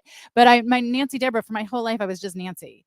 And then I came onto LinkedIn and I Deborah became more. Nancy Debra. And then I became Deborah, Debbie, all of that. I like that. So any of that works for me. I had a thought and it'll come back eventually. I want to jump in here real quick. I love that you do what you're doing in terms of business, but quite honestly, the first half of what you said is more important to me. And that is that you want to create a space and a place that is safe for men. Young men. Gen Z. young. They're yeah, lost young- right now, man. I mean, yes and no. Yes and no. Yeah. Ellie's back. What do you need? Oh no, you guys are great. I'm just using that. I can't hear. We're going to do outbound calls, you said? What's wrong? Did you say we're doing outbound calls? Yeah, we're gonna If you're just joining us, welcome to the 24-hour. Oh, we got somebody coming in. You're live with Owwll and LinkedIn. Connie, are you there, Connie? Once it connects, then it goes through. It's about to begin. We're waiting. If it begins, we'll see. Now this phone's having issues. We're going to Working get out some kinks. We're working out some kinks. Brian, I know there's been some things in the comments. If you can take a quick peek, I don't know. Can you? Yeah. Gabe Our is question. joining us from a new phone. Hey, And Jenny Gold is in the house. Sunny Gold with a heart of gold. Connie Myers is here and said she was unable to join live, but she's listening now. And she said, what incredible information. Brother Dimitri's in the house from Guatemala. Great to see you, man. Connie. I'm so sorry you're having trouble joining us live. Thank you. We're working on getting you on with us here because we want to hear your wisdom too. Yes. And Michelle Ramos came back and said she lost service as soon as she posted her last comment. So she said, hopefully there will be a replay option to see what may have been missed. There is. You can find it on my feed, Brian's feed, Jason's right. feed, and Jonathan's feed. So you'll be able to go back and, again. And if you're hungry now, we've said the word feed many times. Go eat. How many times have I said feed? Take us with you. Yes. Wait, we're putting the jacket back on. If you can count how many times Nancy Debra has said feed, you may win nothing. My love and adoration. That's right. Tamichi says, hey, Brian and Debbie. Yes, you got it. So thank you everyone for showing up. Thank you for supporting this event. This is our opportunity. Thank you to Jason and Jonathan and Owwll for letting us come and to come and do what we love to do, which is share our wisdom, bring people together. Yes. So we're all about community today. It's all about community. Voices. Yeah. So that's right. Appreciate everyone who's here. Appreciate all your comments. If we missed a question, feel free to drop it again in the comments and we can come back and answer it. Feel free to call in. We are here. Jonathan, I just want to say Nancy Debra's doing an incredible job in the studio. Come on, give it up for Nancy Debra. Thank you. Yes, incredible. Go on out. Okay. We know what the issue is. We're going to get it working here. Jonathan needs a smaller tank top. He's getting a smaller tank top. Oh, Jonathan's getting a smaller tank top. Yes. And he's changing his diaper. Hey, Paul, you there? Yeah, I'm just over here changing my diaper. What's up? Oh, no, it seems to be that the time of day it is right now. So I just want to make sure that you're. I love Paul. And not in the process of, because we'll give you a few minutes. No, I'm done pooping. Oh, amazing! Everybody poops. Don't worry about it. So, Paul, before we get keep it between us. Keep it between us. All right. Don't worry. Nobody's paying attention anyway. You're good. Don't worry. Well, here. Okay. My apologies. And we are live. So, Paul. Oh God. For people who don't know you, give us a little bit about you. A quick synopsis of who you are, what lights your fire, what you're passionate about, and what size your diaper is. Besides diaper changes, my name is Paul Vato. I'm an actor, improviser, voiceover artist, and I own Vato Cigars in Las Vegas, which is a cigar company. And I love playing poker. I've been doing relatively well. Currently I'm on a TV show called The Big Game. It was for Fox Sports, but it is currently on YouTube. You can catch it like the behind the scenes where I auditioned out of 200 players. I came in like third place, where first and second got $50,000 to play against real pros. And that's exactly what they were looking for. They were looking for somebody like me that can hold their own against the pros, but maybe not really at that pro level yet, but would be good for television. So I'm auditioning for that again come November 1st at the North American Poker Tour at Resorts World. So if anyone's out in Vegas, it's open. Sending good vibes. I vote Paul. Yeah. Did we get public vote? We're sending positive vibes. I hope so. I'm trying to, because I got so many great comments on YouTube where they're like, the big Asian guy should have won. Well, I'm not Asian. I'm but the sentiment was there, and I was this close to writing like a scathing. I'm not Asian. I'm Latino, but I was going to write it in Chinese. And so I still might do that. You've got a lot of great stuff going on, and for everyone that's with us, Paul is available on Owwll. So if you want to have a conversation with him, you can go ahead and call him. But we've got him here now, and we can ask questions. If you guys want to put some questions in the comments, I invite you, Paul, if you have any questions for Brian or myself, anything you want to add about your experience on the platform, please go ahead. Oh my God! Well, I was so looking forward to this 24-hour stream. I mean, it's amazing. You guys are doing great work, and I guess I also forgot to mention I'm a podcaster, and that's kind of my expertise or niche on Owwll, which I love because I've connected with so many people, either to have them as guests on my podcast or to be a guest on their podcast. And actually, one of my most listened to episodes, and actually kind of shifted my mind a little bit on doing the podcast was Jason, the founder of Owwll. And that's when I started thinking, because initially my podcast, and I call it a celebrity-centric podcast, was interviewing celebrities and people in the entertainment industry, especially those with an improvisational background, specifically like Chicago and long form, where I studied. And it's great. It's all wonderful. But when I interviewed Jason, who has really, not much to do with the entertainment industry, and it was that popular, I was like, well, you know what? Let me open it up to celebrities in their own field. And it just made it so much better because now I can interview people that I genuinely want to chat with and talk about it. And Owwll is both a great way to meet new people and go like, ooh, this person would be great on my podcast. Or if they have a podcast, let them know that I'm available, because of all the different industries that Owwll represents. And it's just so easy to connect with people that way. And so, yeah, I love it. That's the way I use it. I've got to ask, how much is Jason paying you? Because that was the best plug ever. Like, Right? you guys, if you want to know what Owl's about, rewind that back for about a minute or so, and then Paul's just schooled us all. Yes. He did tell me to expect this call and the question. So I will be collecting from Well done. Jason next time, but I'm in Florida. There you go. Exactly. Nice. So you said you're in Vegas now. I am in Vegas, and I spend my time mostly in Las Vegas, but obviously the entertainment industry, it's Hollywood, it's LA, so I go back and forth, and I do spend some time in LA, especially if I have a callback, or hopefully if I land something, then I do. And then my family's in the Chicagoland area, and I've been spending a lot of time in Chicago, and it's been fun. Amazing. Nice. I'm going to ask you a question in your area of expertise, if that's okay. Yeah, of course. So, podcasting has become very popular. When I talk to people, they're wondering, what do I do to stand out? What advice do you have for someone starting? And maybe it's not exactly about standing out. Maybe that's not the best advice you can give them. But what would be some of your advice that you would give to someone who's starting? Say something so controversial that it almost gets you canceled. I guess. I'm just kidding. I think it's honesty, and it's also not stick to your lane, but maybe stick to your niche and really laser focus.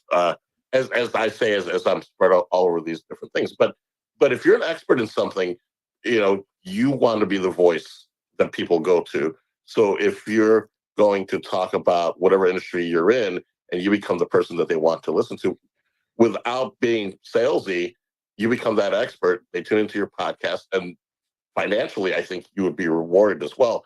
I think ultimately a lot of people, their big question is, oh, how do I monetize? Because they think, oh, well, let me put it out there and somebody's going to pay me to do it. But you're actually kind of paying yourself. I've also written a funny comedic book called Kama Sucia, which is a parody of the Kama Sutra, and in Spanish means the dirty bed. So if you want to support me, there you go. Buy the book without me going like, talking about it all the time, or now I also sell cigars. Right. So I think it's just kind of really becoming the expert in your field, like Mr. Palmer there, or you, with your music and singing and things like that, and we're all really good at podcasting as well. So people come. And then Nancy Debra's album is dropping next week. Oh, stop it, Brian Schulman. That's not true. That's not true. You're just going to confuse people. But one of the things I love that you did say, Paul, is how your podcast has grown as you've grown, and that being on Owwll, you realize, okay, celebrities, you took a little bit of a different take on that, and you said you were celebrities in their field. And so I think that's really important for people to know, because I think we sometimes pick a lane and we feel like we have to keep ourselves that square peg in that square hole, as opposed to, like you said, stay in your niche, but allow yourself to grow and adapt within that niche. Because I think what happens for some people, and Brian and please, Paul, tell me if you've experienced it or you've come across people, is we push ourselves to stay in that niche, in that lane, in that exact way, because it's what's received well. but then it causes burnout and it makes us not feel so passionate about what we're doing anymore. And I think that, again, I'm so happy you mentioned that you have a thriving podcast and you decided, well, you know what? I'm going to take this a slightly different direction. I'm going to stay with my area of expertise, but I'm going to make this something that I love and that I think is going to add value for people. So I don't know, Brian Schulman, how you feel about that, Paul, how you feel about that. Yeah, that's exactly it. We have to be flexible, like bamboo, like a reed, like the whole Asian philosophy, where you are kind of evolving and seeing what needs to be filled. And I think that's just a smart business practice. Like, well, what does the world need right now? And I'm willing to change it up a little bit, and I'm also getting so much out of it because now I'm talking to people that maybe normally I wouldn't. Almost, and someone that's come after me as far as podcasting goes, but obviously when I say his name, much more famous is Tosh, Daniel Tosh, Tosh.0. I listen to his podcast, and he, started. He kind of said he didn't want to interview celebrities. He is basically interviewing quote unquote regular people, like including like his father-in-law, and he's come up with my favorite poker player. He interviewed Nikki Limo, the young lady that actually knocked me out of this competition. Talked to his quote unquote favorite poker player, and guys, we're almost out of time. I don't know if you'd like to add more time. Jason. I'd be more than happy to continue Hurry. chatting. Hurry, quick. For the record, I want the record to reflect that Jonathan did not come back with snacks, nor did he come back with a drink for me. And Paul is not Asian. And Paul's not Asian. And even though we have had many references related to bamboo, and I want this to be, what is it? It's now the 23-hour and 20-minute Jonathan Palmer show because I've been sitting here by myself for a little while. My God. Yeah. You can tell he's going to love this on playback because he's not in the room, Right. Well, see, at that point, I was just about to prove a point and how do you get people to listen and get famous and all that? I was about to go into a horrible Asian accent and then, try to get canceled. But I figured maybe I better. I feel like you've got some good. I feel like you've got some good momentum going right now. I don't know that you have to go quite that far. Yeah, we don't have to. Yes. You're doing a great job. Yeah.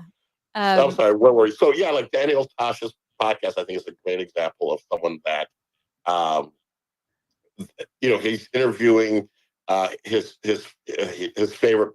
I think he had like a plastic surgeon or he interviewed his wife's gynecologist, so I feel it's like people that are interesting to him, and it's not, well, hey, just meet my celebrity friends, which, you think that that's what people want, but it's such a very interesting podcast that Daniel Tosh does.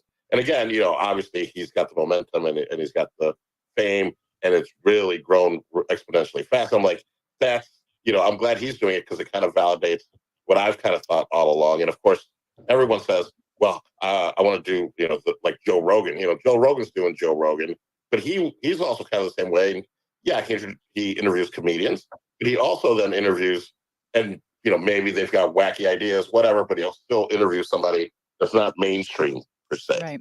So I like that, and you just talk to interesting people, and again, Owwll has been a great tool to connect with people from all over the country. And so you're using Owwll to its fullest. We love hearing that. That's what Owwll's about, is connection. And when you're making connections, collaborations happen. That's just sort of the natural growth of how these things happen. And I think you were talking about the celebrities. I think we have a fascination with celebrities, but we have a relatability factor with the wife's gynecologist, just that somebody who's maybe it was the wrong person to use as my example, but the relatability of someone who is, every day working and nobody, would recognize them when they go out to dinner. That nice balance of, yes, I'm fascinated with celebrities, but I'm never going to, have the car collection or whatever it is. So I like to learn about them, but at the same time, I like that balance of having people. I'm like, oh yeah, that happened to me this morning, that kind of thing.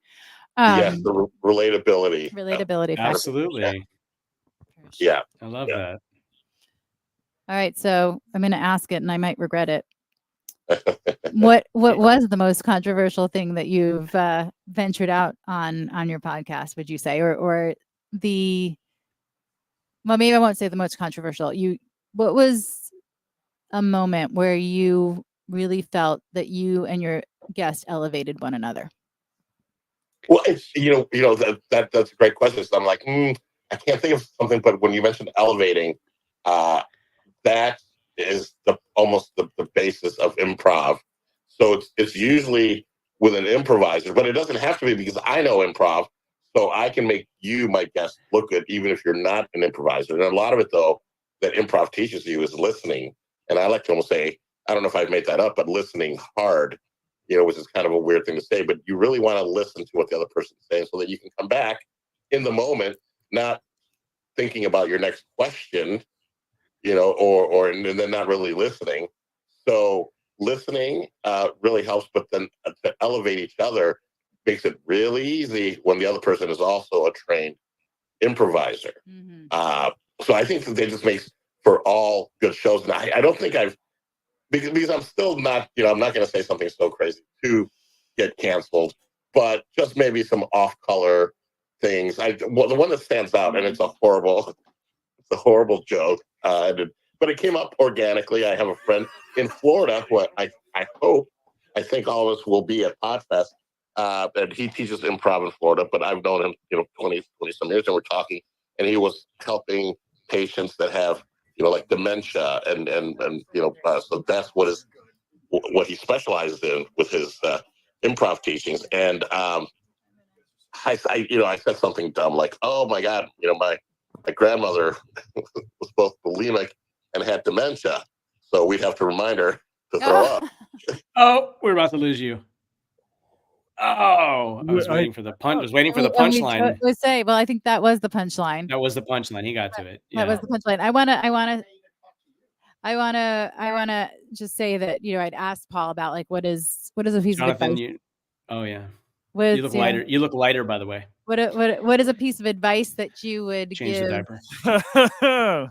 I'm going to keep going as if this is a real thing happening here. So I asked Paul what one piece of advice would be that he would give to someone who's starting podcasting. And he actually said something in there that I think is really, really important. So I want to bring it back around. He said he's going to make his guest look good. Making your guest look good. Yeah. That's right? The whole point. Right. But you've been on shows and you've watched shows where it's not about the guest. It's so obvious to us but we forget how unobvious it is. Like for people that are new to it, it's like, it's absolutely right. But it's like, even if it's like the Oprah show, like Oprah's in the name, she still makes it about the guest, right? And it's like, I don't care who it is, if it's Johnny Carson or any of the legends, even though these were iconic hosts, like you always knew with them, like the guest was at the forefront, I'm pulling Jonathan toward me. Yeah, there you go. Don't kill me, Ron. Don't kill me, Ron. You're good. You're good. I'm doing the best I can. Let me see your hands. It's all about. I'm wearing a diaper. There's a massive barrier in place. Don't worry. I mean, you hit the nail on the head, right? I mean, at the end of the day, the ones that make it all about. Oh, Paul's back. Oh, maybe he's going to speak Chinese. I don't know, Jason. 107. Answering. Answer. And then. Right. And that's how I ended up with the in the pink pajamas in my bed that night. Exactly. I wasn't sure if you hung up on me because of that horrible joke or. No, your time ran out. You got to the punchline literally right there. Right in, and then that was it. It was the end of it, but it was all in there. I'm going to take a break, and I might have to retire for the evening. I've got mom and dad at home. Beautiful, and we are so grateful that you don't want to go. No, I know, but we're so grateful. I love being here. Thank you. I love being here. And thank you, Brian. Thank you for. You're welcome to hang out if you want, Brian. But I gotta get home to mom and dad. And Paul, you're welcome to stay as well. I wish the best to your parents. I hope neither of them have dementia or are bulimic. So. Funny enough, we are dealing with dementia, but you know what? No. I've got to be able to laugh about it. I've got to be able to laugh about it. And for anyone that doesn't understand that and seems cruel, it's too easy to get so bogged down in the dark of it. And so no, I still keep an open sense of humor about most things. I'm pretty hard to offend, I will say. And it will get dark. Give it up for Nancy Debra. We love you, Nancy. Thank you so much. We love you, Nancy. I'll give you a hug, but I'll make sure my hands are on camera. Just there you go. Move your waist. Keanu Reeves style. Yeah, make sure we can see your hands. They're not touching anything. That's You're doing great. There you go. You guys. I love you For the guys. record, That's how we do it on LinkedIn. Say for the record, I grabbed Oh, amazing. See, I don't know if the ladies understand this, but we us men, we got something called the bro code. We got the bro code, and we keep our distance. We keep our distance from the ladies because I don't need any more lawsuits. Anymore. No. You date one blonde narcissist on LinkedIn and you got a bevy of lawsuits. God damn it. I hate when that happens. Not again. Oh no. Anyways, all that side. Paul, how you doing, buddy? Fuck me. Has it been a year already? I can't believe it. I can't believe that when I saw that you were doing this, I was like, oh my God. Why would he already do that been again? I remember that last year. So update us. What's been new with you? I just want to catch up with my friend first. Well, I told you a little bit about the poker. I've been doing pretty well playing poker as far as competition wise. So I'm very excited about November, the North American Poker Tour coming up here at Resorts World, where once again I'll be auditioning. And of course, I'm trying to do it in an interesting manner. Everyone is welcome to come back and audition. So it's not like, oh, you did it once, you can't do it again. As a matter of fact, little inside info is that there's going to be more ways to make it through to the TV show, The Big Game. And for those that don't know, The Big Game is a poker competition that is sponsored by Poker Stars. And it used to be a very popular show on TV. However, it only went for 2 years, 2011 and maybe 2012, and it's been off the air ever since. And then they brought it back last year with Poker Pros. It's basically one loose cannon, quote unquote, a loose cannon. That's what you audition for, gets to play against the pros. And it's like, and we all think that way, like, oh, like Jason would be a perfect person if he could find the time. He should audition because he's good enough to mix it up with the pros. And then how far can we go against these pros? And they'll spot you $50,000 to play against these pros. And if you lose it, well, you lose it. Whatever you win over 50, you get the key. But now you've got the ability to get in there and mix it up with them and see if it's true. Can I hold my own against these pros that are well known, whether it's Phil Hellmuth or Jennifer Tilly, who's an actor, but also a very accomplished pro poker player, or her boyfriend, Phil Locke. These are all players that we dream of. Daniel Negreanu, that you dream of playing against. But you're like, I'm not going to take my 10,000 or 50,000 and play because they're probably going to wipe the floor with me, and they might. But now you're not using your own money. So I'm very excited about that, and I'm kind of getting a little bit of coaching and trying just to do better. As far as auditioning this year, I might want to do it like in disguise, just to mix things up, whether it's a wrestling mask or something, just to mix it up. And they're like, it's not Paul Lato, it's somebody else. Poncho, yeah, right. Yeah. I'm excited about that. I'm excited about helping my friends. They've got a new business that they're opening up. They're already in the toy business and comic books. My friend, both of them were toy experts on Pawn Stars. They were the toy experts, but they have a store that they're opening up called One of Us Comics in the Arts District, which will encompass all of that. Toy Shack, One of Us Comics, Girl World, which is for like nerdy girls.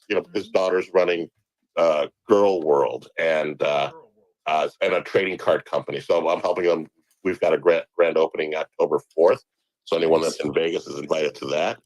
Awesome. Yeah, I mean, that's coming up, but I don't know what else. I'd be happy to answer any questions about Vegas or you've been learning Chinese, and I'm learning Chinese in order to respond. you're going to Tokyo next year. Tune in Tokyo. That's right. Tune in Tokyo. Yeah. Yeah. And you just got a new tattoo in a language that you don't speak. Yeah, and it says chicken almond ding on it on the tattoo. That is very risky. Very risky Instead of a behavior warrior to get warrior. And the guy giggled and goes, "Yeah, yes, sir." And he I almost went into a horrible Chinese accent. And but turns out it says chicken almond ding. Perfect. Chicken almond ding. I've never had it, but it's fantastic. I'm assuming it's some type of dish. I'm sure. My mind is going in a whole nother direction. I can't do it out loud.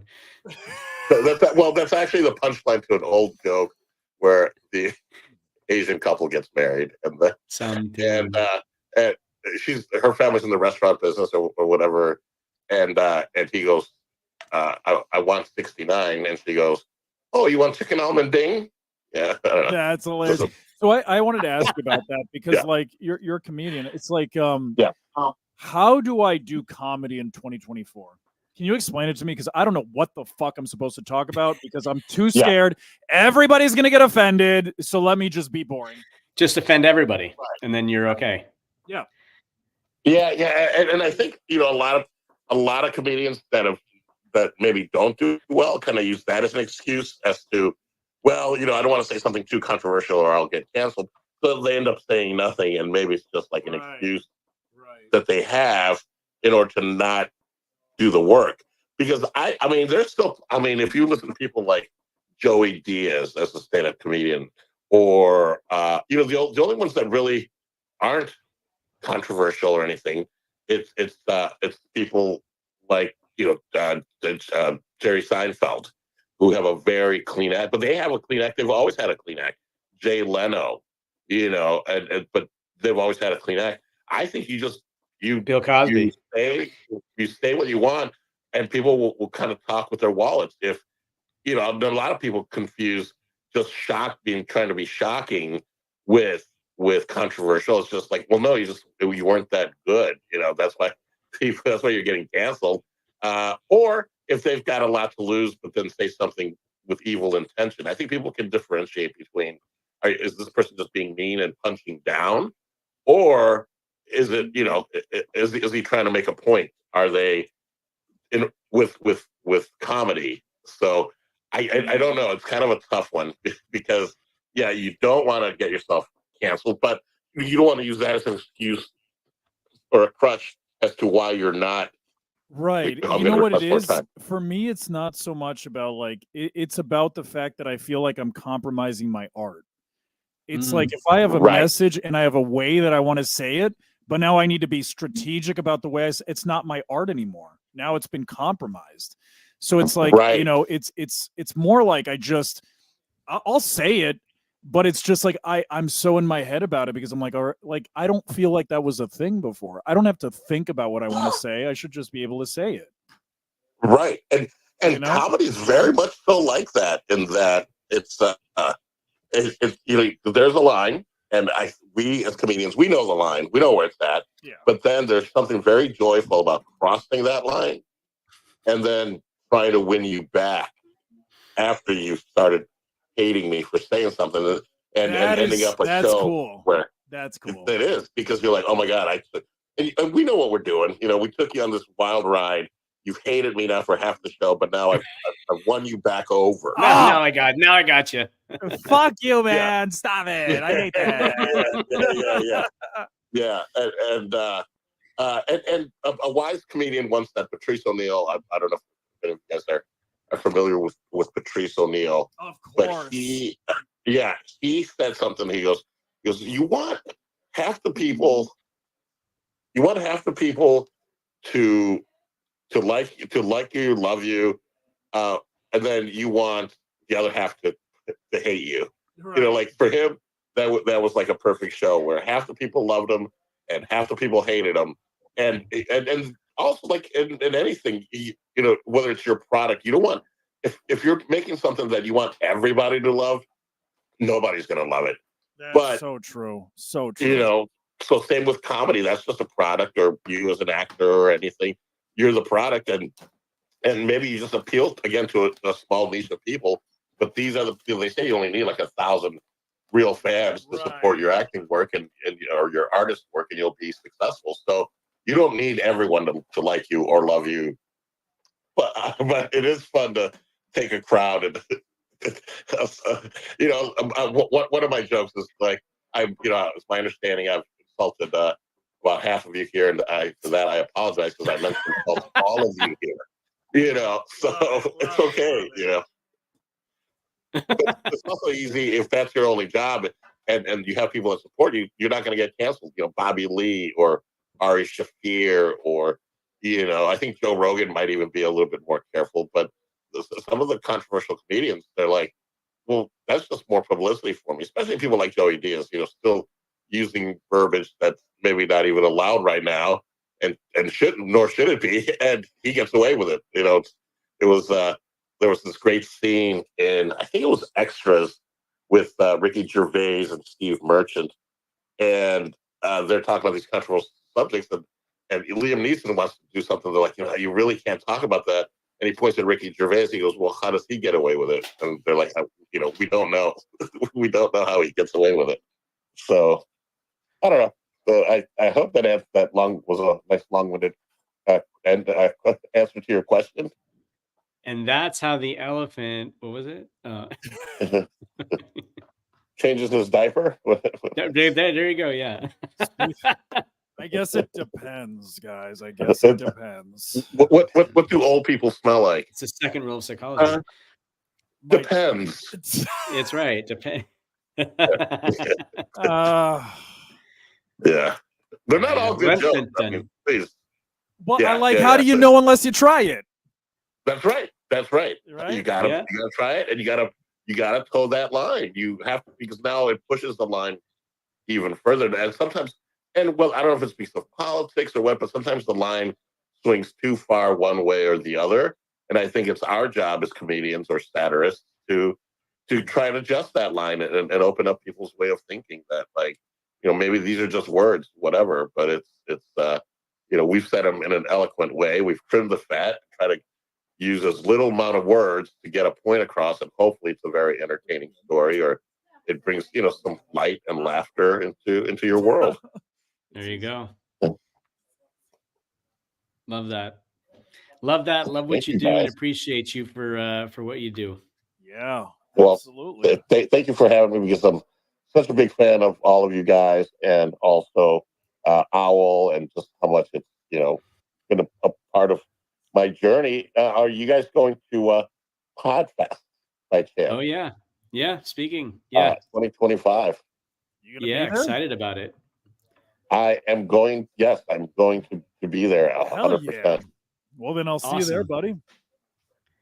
Okay, I will see you guys. I've partnered up with Kimbrough, Stephen Kimbrough, who's my man. Stand-up comedy. If you want to learn about stand-up comedy, that's your man. I mean, 40 years as a stand-up comedian, 30 years teaching it. So, oh yeah, he's a great human. Love Kimbrough.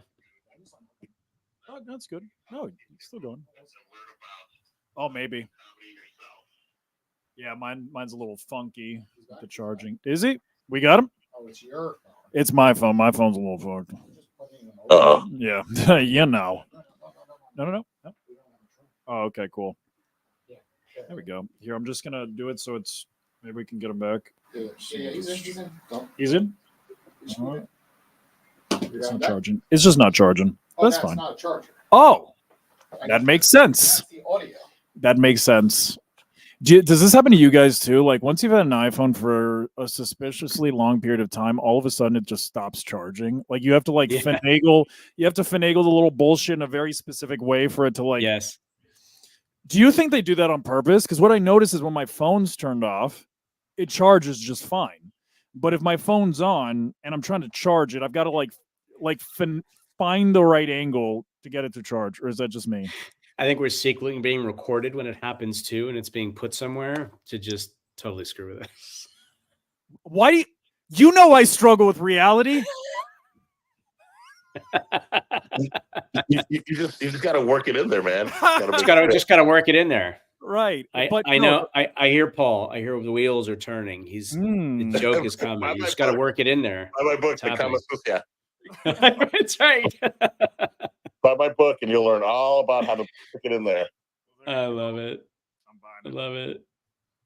If you see Stephen Kimbrough, give him a call. He's excellent as far as comedy goes, and I think anyone can benefit from it. You know, business owners, people that speak on stage. Oh yeah. You want to be a comedian, but it just opens your mind to write funny, to do premises together, things that don't fit, make them fit, you know, type of a thing.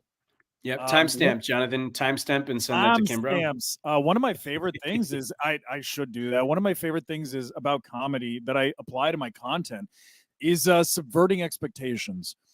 Comedians are the best at it. You think that they're going towards the left and then they make a turn to the right.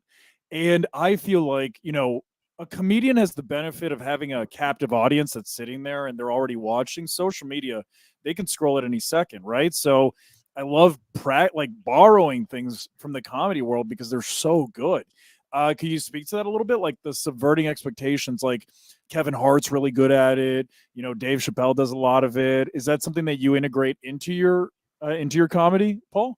Yeah. Oh, yeah, 100%. And I think, I almost liken it to boxing, maybe because we're trying to be more athletic. Yeah. But if you notice, athletes want to be comedians, and comedians, you know, maybe want to be athletes. But how do you make a woman fall in love with you? Are you a tripper? I don't know. So now we know a lot about Brian's dating. Tell him you're a wrestler. Tell him you're Jonathan Palmer. Make him laugh. Make him laugh. It. You know? Amen. Make him laugh. But so I say it's almost like boxing. You know, from watching boxing, I gather, you know, you set it up. You're you know, left, and then you just nail them with a right that they didn't see coming. And thank you, Jason. You need to get online and say it that way. Yeah, Jason, whatever you said. We didn't hear you. Yes. I'll let him chime in on his own. I'm not getting in trouble for that. You know, Jason's gonna shut it down. Shut it down. So it's the unexpected. There's a great comedian. Solo, yeah. There's a great comedian named Brian Kiley. If you haven't heard of him, look him up.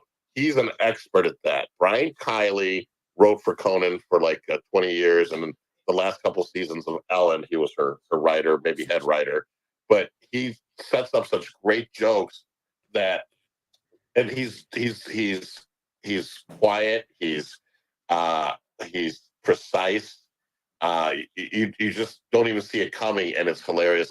And I think people like Anthony Jeselnik would do that as well in a very dark way, but it's the same thing. He's talking about something and then hits you with something so unexpected.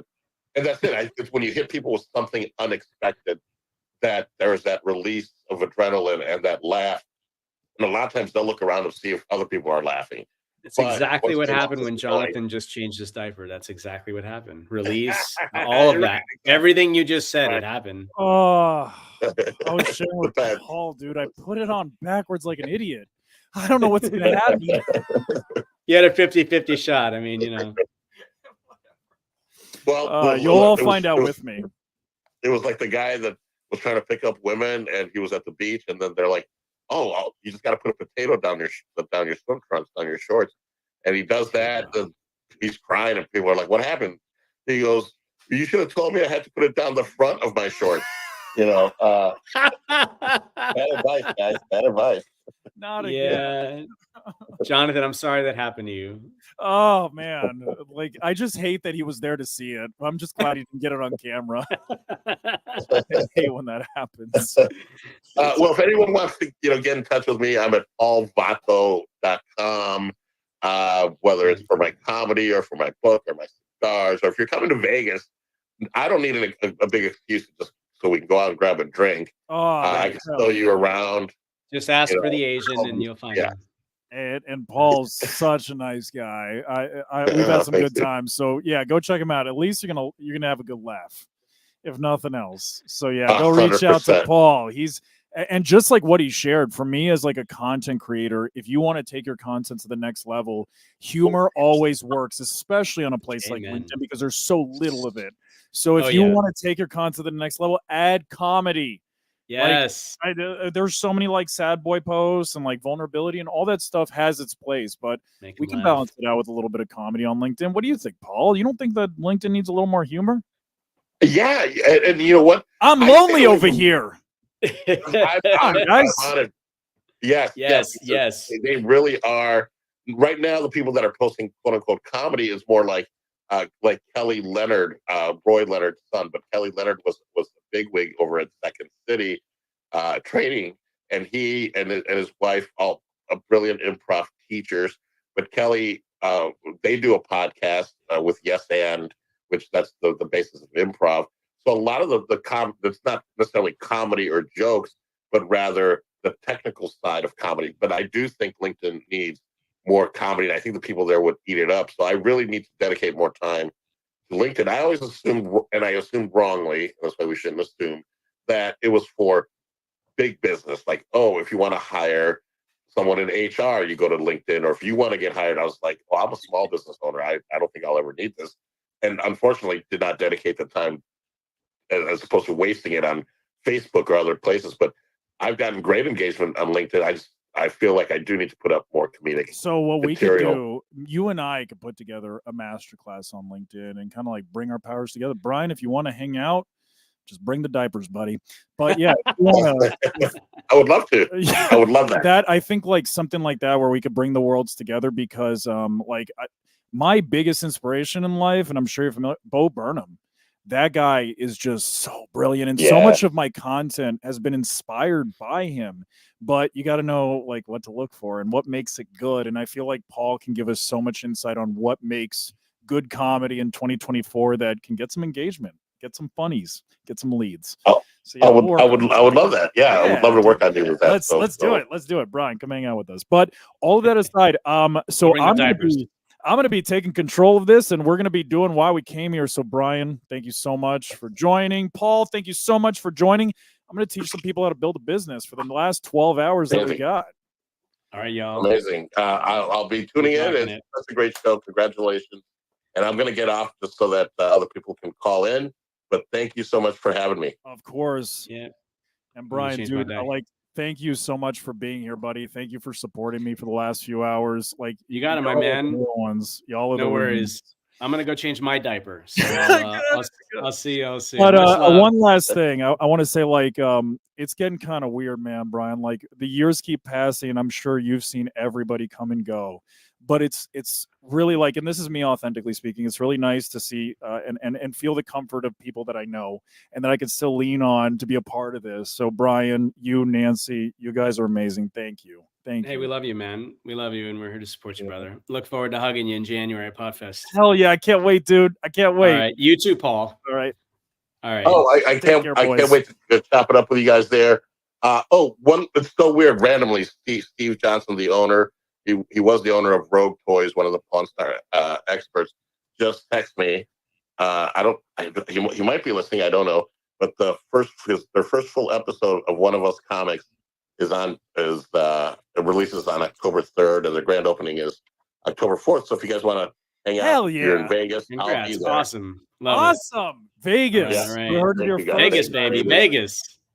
Hell yeah. All right, boys. All right, Thank guys. you so much. Appreciate Much it. love. Be well all. Much love. Bye-bye.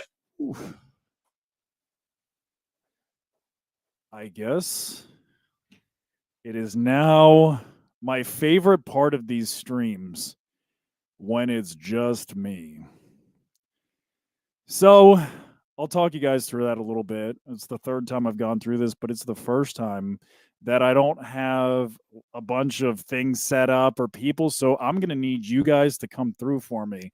You guys are going to help me get through this. So for those of you that have been watching, I literally have nobody on my plate right now. I've got all this marketing knowledge and all this marketing information and social media and everything, and nobody to talk to. How sad is that?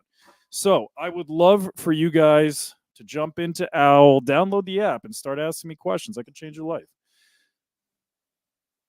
And while we're on that, I'm going to be doing something. We're going to be keeping busy.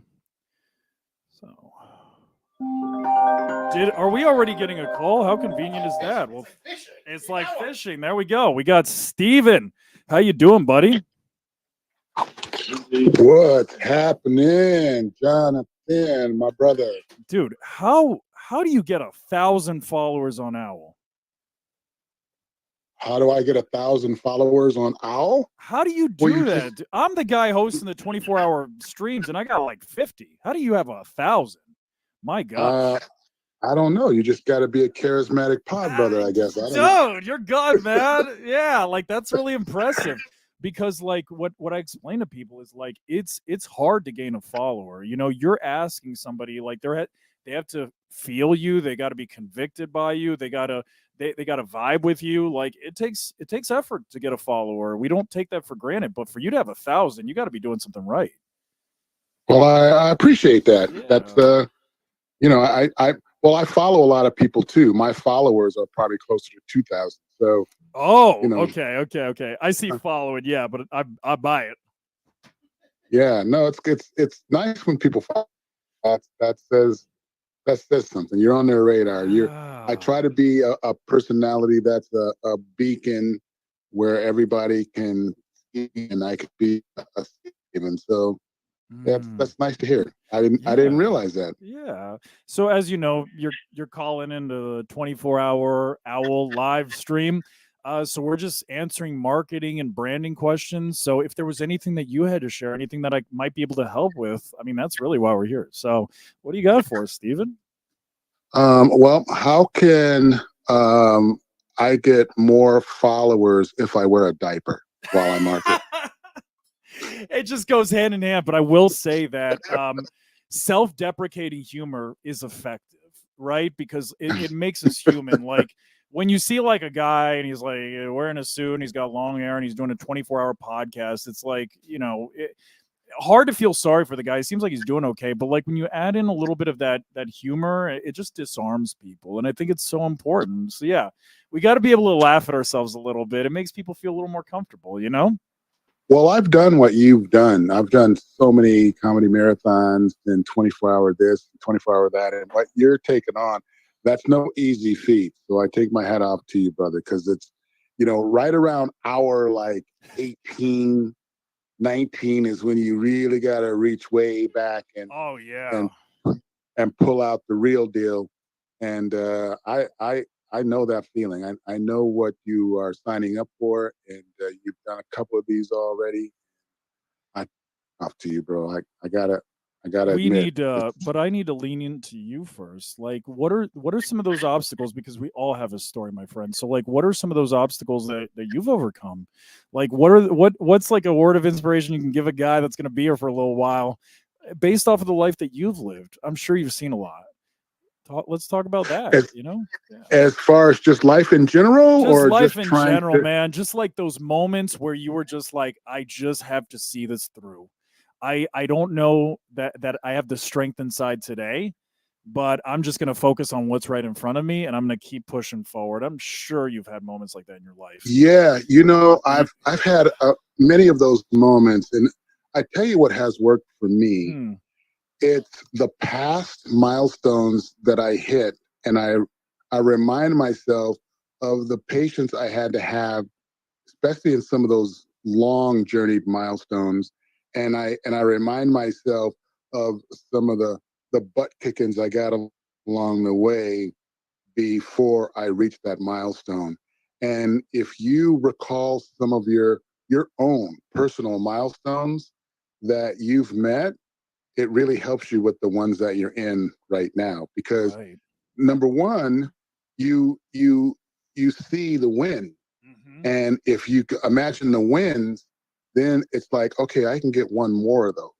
But then when you remind yourself of the patience that you had to have and all the butt kickings you got along the way, then all of a sudden that kind of reef you for but it also reminds you that it could be a minute, and you should really have patience, because the win is going to be worth it, and enjoy the journey. And Yes. And here's the other thing. When I imagine how amazing the outcome of the milestone I'm going to reach, and that nirvanic feeling that you get, the dopamine, when you find hit something like that, you always have to remind yourself that this is a pretty cool, special thing. And what was the qualifications for me to get there? And then that's when you reverse engineer back into all of those challenges that you need. And you go, you know what? I need to earn this. Yes. You know, I'm going to put the work in. I'm going to take the lumps. And it's almost like when you're taking the lumps, you're like, is that it? There's got to be there's got to be more resistance to qualify me for the greatness at the end of the milestone. So now you're buckling in for even some harder hits. And then when the harder hits come, you're like, oh, okay, I was prepared for that. And even the ones you're not prepared for, you're kind of prepared for, because you know you're going to get hit by something sooner or later, because you're qualifying for greatness. And the only way you can do that is the bigger the lump, the stronger you get. Oh, isn't that the truth, man? And it's and I love what you were talking about, because when we talk about the journey, right? And what a lot of people don't realize, I just learned this, but we also talked about dopamine, right? Like the hormones that get released throughout our lives that keep us moving in the right direction, right? So dopamine, I found this super fascinating. So, and I'm sure you know this as well, but for those that don't, your dopamine levels are not the highest once you've consumed and absorbed the pill, the drug, whatever, however you consume it, right? It's actually in the anticipation of receiving the drug, right? So, like, for example, you're like expecting it, you want it, whatever, and like right before it goes in your mouth is when your dopamine levels are the absolute highest, right? Why is this relevant to that? Because it's not when you've already taken the thing that you get the best result, it's prior. So in the same way, the journey that we're going on, right, is actually when our dopamine is going to be the highest. It's the expectation, the anticipation of receiving the thing when the levels are the highest. So just kind of keep that in mind, because if you're living your life hoping that you reach the end of it, and that's when all of a sudden you're going to get this massive payoff and it's going to feel great, as much as I hate to admit it, life is not a movie, you know. But what are your thoughts about that? Yeah, I 100% agree. Because even the short-term milestones, like if I write a joke and, you know, the next night I can't wait to get on stage to see if it lands, the dopamine of whether it's going to hit with a big laugh is a big high. You are absolutely 100% correct. Right. And then when it doesn't hit, it doesn't discount the dopamine shot you got thinking that it probably would. Now you're like, okay, I know what I need to do and what I need to fix tomorrow night to make it work. And then that dopamine process starts all over again until you get the laugh. And then once you do get the laugh, then all the other drugs kick in, adrenaline and endorphins and all that stuff. But you are absolutely right. It's the anticipation of what is about to happen is the biggest high. And it's it's definitely there, because you're backstage and your dopamine is on fire, because Right? you don't know Oh, you're right. where this is gonna. You're just like, it's just firing. Right. And it's like, it's a confusing feeling, right? It's like, I'm excited and I'm happy, but I'm also nervous and I don't know if it's going to fail. I don't know if it's going to work, but it's this like magic energy that you just get, that adrenaline. I tore both of my quads in Amsterdam a couple of months ago. And the craziest, wildest thing was, I'm like on the floor in a wrestling ring. My legs are not attached to my body quad wise, right? I got the hamstrings and the knees still. But in that moment, I had so much adrenaline rushing through my body. You couldn't have hurt me. I felt unstoppable. I can't walk, but my body is on fire. And everybody's like, oh my God, you're hurt, this and that. Adrenaline is a hell of a drug, my friend. And man, is it addicting. It just removes every fear you could possibly imagine. Very cool. So what do you think of that? I mean, it's just kind of a random thing I said, but man, that feeling, oh, it's just so good. So good. Yeah, it's true. It's true, because I mean, you feel like Superman. Yeah. And and here's the other thing, like you said, you had people around you that recognize your superhuman power and your adrenaline kicked in, even though you were injured. The fact that you somehow were able to muster something from somewhere, which came from that adrenaline jolt. It's when people see that, a takeaway from it too, because there's some inspiration in witnessing Wow. like somebody who is at that level of execution through that self-injected adrenaline from their own dopamine inserted situation. And that's inspiring. That's like, wait a minute, this dude, like he created the situation to even get the adrenaline shot. And then once he got the adrenaline shot, went in there not knowing he possibly could get hurt, got hurt, and then the adrenaline kicked in and took him home. Like, I got to see that. Oh, dude, the way that you put that, man, beautifully articulated and so true. So true. But like, I have to tell you, I'm not breaking my legs again to get that adrenaline boost. I don't know if it's going to be the same way the second time around. Didn't intend to. It wasn't like I'm going out there to break my legs to get this G hit. No, Right. I know. I'm being cute with it. You know what I mean? It's just I'm being cute with it. But it's like it is something that like it can be addicting. You tap into that shit. It's like it's just such a reflection of the human spirit. Just like the body is so incredible when tested. So yeah, that's good stuff, man. Well, I really appreciate you being here. Thank you so much for taking the time to talk to me and inspire us. I was not expecting this. Anything else you want to share before we wrap it up? How can people reach out to you? How can they get inspired by you? You guys were talking about comedy earlier. I'm launching a new comedy campaign called Team Comedy USA. And if you go to teamcomedyusa.com, you'll see my starter landing page of what I'm doing. And what I want to do is develop a comedy campaign for Olympic athletes and any athlete actually leading up to the Olympics in 2028. So when I went to Barcelona in '92, I made these Team Comedy USA t-shirts, and they were such a huge hit. I was swapping jersey with athletes from all over the world, and it was probably the coolest thing ever in my career. So I'm going to USA Hollywood 2028, and if anybody wants to jump in and support my Team Comedy USA campaign, just reach out to me to teamcomedy@gmail.com.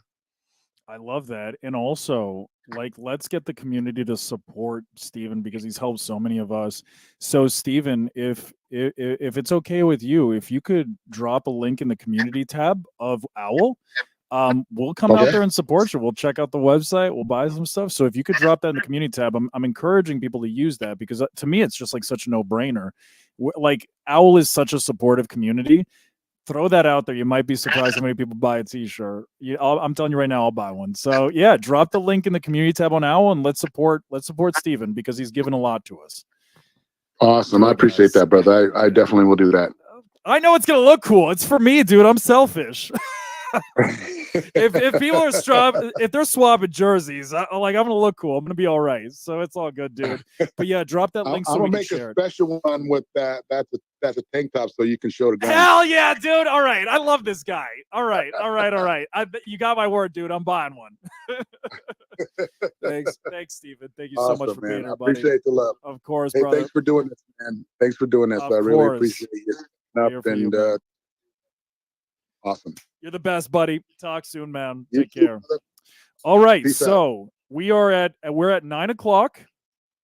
And so I think we're going to be switching streams very shortly based off of what I'm seeing with the schedule. We still got a few more to go. So we're going to be going into part 4. And that is we're at the halfway point, guys. How fun and easy has this been? Hopefully you guys have learned a lot about branding, marketing, effective ways on how to use Owwll, all of the hacks. And you guys have had so many giveaways and hardly anybody's taking advantage of them. So right now, if you do the bare minimum, you can get a couple of hundreds of dollars worth of Owwll credits. And let me tell you, that is liquid gold because of the amount of leads that you can generate right now. There's a ton of people on the platform. So, and right now you got a guy, he's a marketing expert and he's got no questions to be asked. So if you guys have ever wanted to work with me, talk to me, any of the above, you can download Owwll, you know where to find it, and we could have a conversation right now. So if you right now do not have the kinds of leads that you want, if you're not generating the kinds of business that you want, then this is your time to do it. You literally have 12 hours to call in. We're going to be doing a switch in a few moments, and we'll see you guys on the other side. Just say right here, go to this. Right, and remember, guys, for those of you that are watching, Tell them to look for this. we're going to look for that right there. Is it? Do I got? Oh my God! Yeah, Business just picked 10 up. o'clock. 10 o'clock. Business just picked up. So we got our. For yourself. I got an hour to myself. We got a lot to talk about, but to know that I got Jonaed coming up, holy shit, dude, this is gonna be the easiest one we've had. And then we got Luke Matthews a little bit later, so we can raise some hell. Yeah, no. In order for Luke to come in, Jason's got to leave because you know Luke, he doesn't fucking put. He doesn't. Luke doesn't follow the rules. Now we can talk shit. He shares screen. He shares screen. He's good on that. I'll get Daniel Hall to come out there. And Do you want to shame Luke right now, Jason, for the hard time that he gave you? I don't even know. Can't shame people I don't know. Yeah, That's fair. I have to do something wrong. Well, I mean. Okay, tell them to go find you, and we're in.